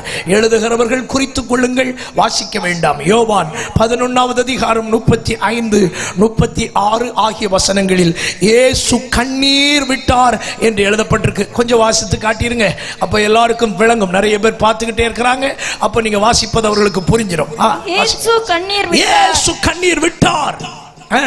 அப்பொழுது யூதர்கள் இதோ இவர் அவனை எவ்வளவாய் சிநேகித்தார் என்றார்கள். லூக்கா 19வது அதிகாரம் 41, 42 வசனத்தில் எருசலேமுக்கு அருகாமையில் இயேசு வந்த பொழுது அங்கே கண்ணீர் விட்டார் என்று வாசிக்கிறோம். வாசிக்க கேட்போம். அவர் சமீபமாய் வந்தபோது நகரத்தை பார்த்து அதற்காக கண்ணீர் விட்டு அழுது, உனக்கு கிடைத்த இந்த நாளில் ஆகிலும் உன் சமாதானத்துக்கு ஏற்றவைகளை நீ அறிந்திருந்தால் நலமாயிருக்கும். எருசலேமை பார்த்து இயேசு அழுதார். எருசலேமுக்கு நேராய் கண்ணீர் வடித்தார். இன்னும் வேதத்தில் நீங்கள் சுவிசேஷ புத்தகங்களில் எங்கெல்லாம் இயேசு மனது உருகி என்று வாசிக்கிறீர்களோ அங்கேயெல்லாம் அவர் கண்ணீர் வடித்திருக்கிறார். இயேசு தன் ஊழியத்தில் கண்ணீர் வடித்தார். கண்ணீர் நிறைந்ததாயிருந்தது. எரேமியா கேட்டார், எரேமியா 9:1 என் தலை தண்ணீரும் என் கண்கள் கண்ணீர் ஊற்றுமானால் நலமாயிருக்கும். எரேமியாவை கொண்டு சொல்லுகிறார், நீங்கள் புலம்பல் காரிகளை வரவழைத்து அதிலே பழகின ஸ்திரீகளை கூப்பிடுங்கள், அவர்கள் புலம்பல் சொல்லுவார்களாக, அப்பொழுது இந்த ஜனத்துக்கு மீட்பு உண்டாகும். அப்படியானால் ஆண்டவர் சொன்னார், எனக்காக அழாமல் உங்களுக்காக உங்கள் பிள்ளைகளுக்காக அழுங்கள். கண்ணீரோடு விதைக்கிறவர்கள் கெம்பீரத்தோடு அவர்கள் அறுக்கிறவர்களாக இருக்கிறார்கள். இயேசுவின் முகத்தில் கண்ணீர் வழிந்தது உண்மையானால் உன்னுடைய முகத்திலும் கண்ணீர் வர வேண்டியது நிச்சயம். அழுது தூவும் வேலையை சுமந்து கொண்டு போகிறவன் அழுது கொண்டு போகிறான். ஆகிலும் தான் அறுத்த அரிகளை சுமந்து கொண்டு கெம்பீரத்தோடு அவன் திரும்பி வருகிறான். உன் பிள்ளைகளுக்காக நீ அழுவது நிச்சயமானால் உன் கண்களுக்கு முன்னே உன் பிள்ளைகளை ஆசீர்வாதம் உள்ளவர்களாய் மாற்றி நிறுத்த என் கர்த்தர் வல்லமை உள்ளவராய் இருக்கிறார். ரட்சிக்கப்படாத புருஷனுக்காக நீ அழுவது உண்மை என்றால் உன்னோடு கூட உன் புருஷனும் ரட்சிக்கப்பட்டு கர்த்தரை சேவிப்பதை உன் கண்கள் காண்பதற்கு கிருபை பாராட்டுகிறவராய் இருக்கிறார். 5வது முகம், கோபம் நிறைந்த முகம். மார்க்கு சுவிசேஷம் 3வது அதிகாரம் 5வது வசனம். மார்க்கு சுவிசேஷம் 3வது அதிகாரம் 5வது வசனம். அவர்களுடைய இருதய கடினத்தின் நிமித்தம் அவர் விசனப்பட்டு கோபத்துடனே சுற்றிலும் இருந்தவர்களை பார்த்து, சரி, இது எதனாலனா குற்றம் கண்டுபிடிக்கிறதுக்குன்னு வந்திருந்த பார்ட்டிகளை கண்ட உடனே அவருக்கு கோபம் வந்துட்டு. ஒரு அல்லேலூயா சொல்லுங்க. பக்கத்துல பார்த்து ஒரே ஒரு வார்த்தை மட்டும் சொல்லுங்க, யாரையும் குற்றம் சொல்லுவதுக்கு பிரயாசப்படாதங்க. சொல்லுங்க, சத்தமா சொல்லுங்க, யாரையும் குற்றம் சொல்லுவதுக்கு பிரயாசப்படுங்க. செம டென்ஷன் ஆயிடுவாரு. சொல்லுங்க, சத்தமா சொல்லுங்க, செம டென்ஷன் ஆயிடுவாரு. அவருக்கு பிள்ளைய நீ குற்றம் சொல்லிட்டே இருந்தா அவருக்கு பொறுத்துக்கிட்டு இருக்க மாட்டார். குற்றம் சொல்லுகிறது பேய்க்கு ஆவி. வெளிப்படுத்தல் 12:10 ராத்திரியும் பகலும் தேவ பிள்ளைகளுக்கு மேல குறை சொல்றது யாருக்கு வேலை? சாத்தானுக்கு வேலை. நான் அடிக்கடி சொல்லுவேன், இப்பவும் சொல்றேன், சாத்தானுக்கு ஆபீஸ்ல தயவு செய்து வேலை பார்க்காத. ஒரு அல்லேலூயா சொல்லுங்க. எதுக்கு எடுத்தாலும் குற்றம். சாம்பார்ல காய் வெந்தாலும் குற்றம், வியாபாட்டாலும் குற்றம், பருப்பு கூடுனாலும் குற்றம், குறைஞ்சாலும் குற்றம். ஒரு அல்லேலூயா சொல்லுங்க. நல்லா ஒரு அல்லேலூயா. சரி, இதுக்கு அந்த பக்கம் வந்தா உங்க ஆவி கெட்டுரும், இங்கே நிறுத்திடுறேன். ஒரு அல்லேலூயா சொல்லிருங்க. ரைட். 6வது, இயேசுவின் முகம், ஏமாற்றம் நிறைந்த முகம். எழுதிக் கொள்ளுங்கள், நேரம் போயிட்டு. ஏமாற்றம் நிறைந்த முகம். மார்க்கு சுவிசேஷம் 11வது அதிகாரம் 12 முதல் 14 வரை உள்ள வசனங்கள். மறுநாளிலே அவர்கள் பெத்தானியாவில் இருந்து புறப்பட்டு வருகையில் அவருக்கு பசி உண்டாயிற்று. அப்பொழுது இலைகளுள்ள ஒரு அத்திமரத்தை தூரத்திலே கண்டு அதில் ஏதாகிலும் அகப்படுமோ என்று பார்க்க வந்தார். அத்திப்பழ காலமாய் இராதபடியால் அவர் அதனிடத்தில் வந்தபோது அதில் இலைகளே அல்லாமல் வேறொன்றையும் காணவில்லை. அப்பொழுது இயேசு அதை பார்த்து, இது முதல் ஒரு காலம் ஒருவனும் உன்னிடத்தில் கனியை புசியாதிருக்க கடவன் என்றார். அதை அவருடைய சீஷர்கள் கேட்டார்கள். கை உயர்த்தி ஒரு அல்லேலூயா சொல்லுங்க.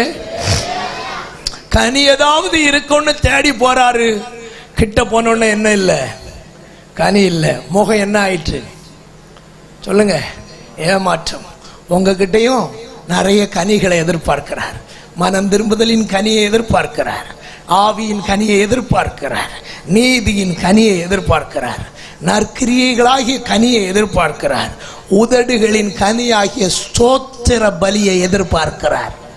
நம்ம இருக்கிறோமே, 1000 ஸ்தோத்திர பலி புக்கு இல்லைன்னா நமக்கு என்ன வராது? ஸ்தோத்திரம் வராது. என்ன சொல்லுறதுக்குன்னு தெரியல. ஒரு அல்லேலூயா சொல்லுங்க. சிலதுக்கு டிவியை பார்த்து பேன்னு பிளந்து இருந்தா ஒளியா ஸ்தோத்திர பலி சொல்லுங்க வராது. ஆண்டவரை இருதயபூர்வமா நேசிக்கிறவனுக்கு ஸ்தோத்திர பலி புக்கும் தேவையில்லை, டிவியும் தேவையில்லை. அவன் கண்ணை மூடுனா கடகடான்னு வந்துகிட்டே இருக்கு. ஆண்டவருக்கு ஸ்தோத்திர பலி போடுறவங்க எல்லாம் ஒரு அல்லேலூயா சொல்லுங்க. நல்லா ஒரு அல்லேலூயா சொல்லுங்க. ஸ்தோத்திரத்தில் எவ்வளவு கிருபை இருக்கு தெரியுமா? நம்மளே பழைய பரிசுத்தவான்களை எல்லாம் பார்த்தா அவையெல்லாம் நம்மளை மாதிரி படித்தவை ஒன்றும் கிடையாது. அவர்களுக்கு அறிவெல்லாம் அதிகமாக இருக்குமான்னு எனக்கு தெரியாது. ஆனா நம்ம எல்லாரை விட கிருபை பெற்றவர்கள். அல்லேலூயா. ஆமென். காஞ்ச ரோட்ல கிருபாசனத்துல ஊழியம் செய்த சாதையா யாருக்கு ஜெபம் பண்ணாலும் சோதரம் சோதரம் சோதரம் சோதரம் அம்பட அவனுக்கு சரித்திரமே மாறி போயிடும். உண்டுதானே பாஸ்டர்? சரிதானே? யாரையாவது நீங்க ஜெபம் பண்ண கூட்டிட்டு போனா நம்மள மாதிரி வல்லமை இறங்குவதா, அக்கினி இறங்குவதா, கபாலா கபாலாம் அதெல்லாம் கிடையாது. சோதரம் சோதரம் சோதரம் பிள்ளை போ, சோதரம் சோதரம் சோதரம் பிள்ளை போ, அவன் ஜென்மம் ஆசீர்வதிக்கப்படும். ஒரு அல்லேலூயா சொல்லுங்க. இந்த 4 சோத்திரத்தில் ஒருத்தன் ஆசீர்வதிக்கப்படுவதற்கு காரணம் என்ன தெரியுமா? அவரு 24 மணி நேரமும் தாடியை பிடிச்சு எழுதிக்கிட்டு சோதரா சோதரா சோதரா சோதரா சோதரா இயேசுவே சோதரா சோதரா சோதரா மணிக்கூறு கணக்கா சோத்திரம் போட்டுட்டு கைய வச்சுட்டு 4 சோத்திரம் போடுவாரு, அவன் ஆசீர்வதிக்கப்படுவான். உங்க உதடுகளிலிருந்து இந்த சோத்திரம் வந்தா உங்க வீடு எவ்வளவு ஆசீர்வதிக்கப்படும், உங்க பிள்ளைகள் எவ்வளவு ஆசீர்வதிக்கப்படுவார்கள். அல்லேலூயா. நடந்தாலும் சோத்திரம் பண்ணுங்க, இருந்தாலும் சோத்திரம் பண்ணுங்க. அவரை ஏமாத்தாதுங்க. பக்கத்துல பார்த்து சொல்லுங்க, உங்களை தேடி வாராரு. சொல்லுங்க, சத்தமா சொல்லுங்க, தேடி வாராரு. என்ன காரியம்னா சொல்லுங்க, என்ன காரியம்னா இலை நிறைய நிக்குது. சொல்லுங்க, இலை நிறைய நிக்குது, அதனால இருக்கும்னு நினைச்சாரு. ஒரே ஒரு வார்த்தையை நான் சொல்றேன், நீங்க சொல்லுவீங்களா? பக்கத்துல பார்த்து சொல்லுங்க, படம் காட்டி இயேசுவை ஏமாத்தாத.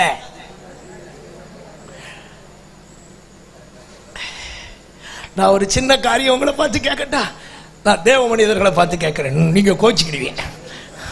பாஸ்டரையா, கனி இல்லாததுனால அந்த மரத்தை சபிச்சாரா, படம் காட்டுனதுனால சபிச்சாரா?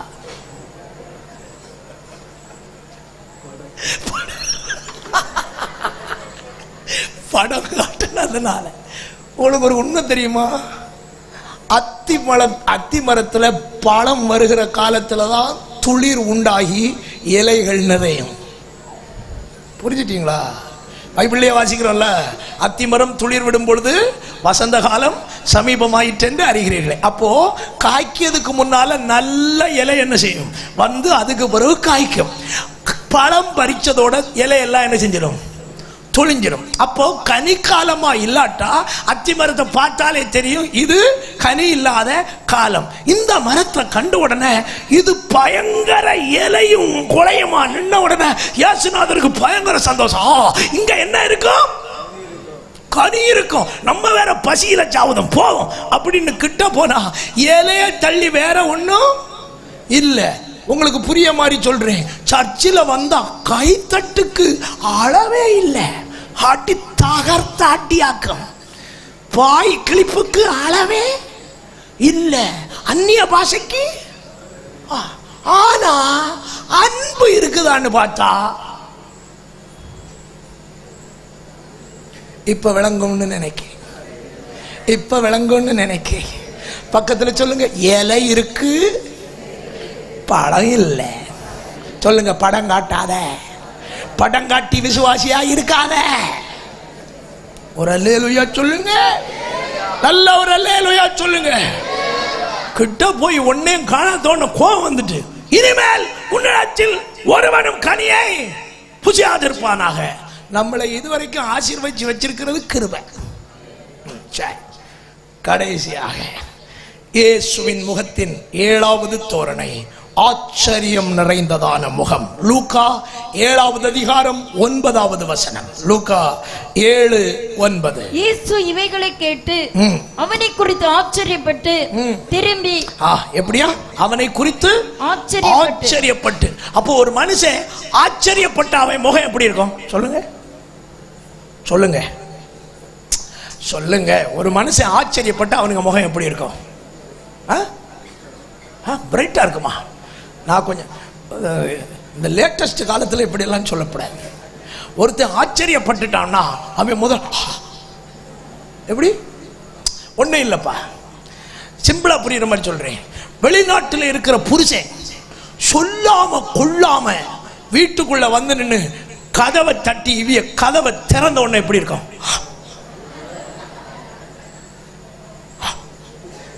எம்னா திருவனந்தபுரத்தில் இருந்து இறங்கி ஐயமோல கூப்பிட்டுருப்பான், நல்லா இருக்கேன் கட்டியா வேலைக்கு போறேன். இவன் நம்பிட்டான். 1/2 மணி நேரத்தில் பார்ட்டி எங்க வீட்டில் வந்து தட்டி டக்குன்னு கதை தந்தா. இதுக்கு பேர் என்னது? ஆச்சரியம். இத மாதிரி இயேசு ஆச்சரியப்பட்ட ஒரு இடமாக்கும் 100க்கு அதிபதியினுடைய விசுவாசம் வெளிப்பட்டதான இடம். இன்றைக்கு நான் சொல்றேன், நீங்க யாரும் விசுவாசிக்காத விஷயத்துல நீங்க விசுவாசித்தா உங்களை பற்றி கர்த்தருடைய முகம் ஆச்சரியப்படுகிறது. அல்லேலூயா. இனி ஆண்டவருடைய ஆச்சரியத்துல இன்னொரு தன்மை உண்டு. அதாவது 2 விதமான ஆச்சரியம். ஒன்னு நன்மையான ஆச்சரியம், இன்னொன்னு சங்கடமான ஆச்சரியம். மார்க் 6வது அதிகாரம் 6வது வசனத்தை வாசிங்க. மார்க் 6வது அதிகாரம் 6வது வசனம். அவர்களுடைய அவிசுவாசத்தை குறித்து ஆச்சரியப்பட்டு. என்ன ஆச்சரியம்? இந்த ஆச்சரியத்தை சொல்றீங்க பாருங்க. அட பாவிகளா, புரிஞ்சுதா? இந்த ஆச்சரியம் இப்படியா? அட பாவிகளா, இம்புடு அற்புதம் செஞ்சோம், நீங்க ஒருவேளை என்ன விசுவாசிக்கலையே. இதுவும் ஆச்சரியம் தான், இதுவும் ஆச்சரியம் தான். நம்ம இயேசுநாதருக்கு எப்படிப்பட்ட ஆச்சரியத்தை கொடுக்கோம்னு யோசிக்கணும். அதை புரியுற மாதிரி ஒரு எக்ஸாம்பிள் சொல்லி முடிச்சிடுறேன். 1.5 மணி நேரம் பால்ராஜ் பிரசங்கியார் நின்று முளைக்கி தள்ளுவார். யெகோவா ஈரே, உன் தேவைகளை சந்திப்பார், வழி திறக்கும், கவலைப்படாதே.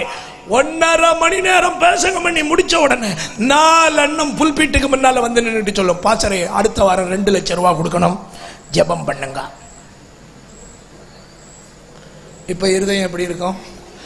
இவர் யோசிப்பார், தலையில கை வச்சுட்டு யோசிப்பார், படுபாவி உனக்கும் பிரசங்கம் பண்ணுனே, 1.5 மணி நேரம் யெகோவா ஈரேன்னு பிரசங்கம் பண்ணின பிறகு இப்ப என்னது ஜெபம் பண்ண. இது விசுவாசம் வந்துதாக்கும் அந்த ஆத்மாவுக்கு வரல. புரிஞ்சுதுன்னு நினைக்கிறேன். ஒரு அல்லேலூயா சொல்லுங்க. அவிசுவாசத்தினாலும் ஆச்சரியப்படுகிறார், அது துக்கம் நிறைந்த ஆச்சரியம். விசுவாசத்தினாலும் தேவன் ஆச்சரியப்படுகிறார், அது மகிழ்ச்சி நிறைந்த ஆச்சரியம். நீங்கள் எப்படிப்பட்ட ஆச்சரியத்தை கர்த்தருக்கு கொடுக்கிறீர்கள் என்று உங்களை நீங்களே நிதானித்து பாருங்கள். இப்ப சொல்லுங்க, என்ன பார்த்தா இயேசுவுக்கு முகம் சந்தோஷப்படும் சொல்றவங்க ஒரு அல்லேலூயா சொல்லுங்க.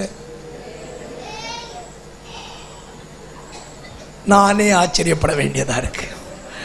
என்ன பார்த்தா இயேசுக்கு முகம் சந்தோஷப்படும் சொல்றவங்க கை வைத்துனா தசம பாகம் கூட தேரலையா இந்த கூட்டத்துல. என்ன பார்த்தா இயேசுக்கு முகம் கோபப்படும் சொல்றவங்க ஒரு அல்லேலூயா சொல்லுங்க. அது வரைக்கும் தப்பிச்சேன்.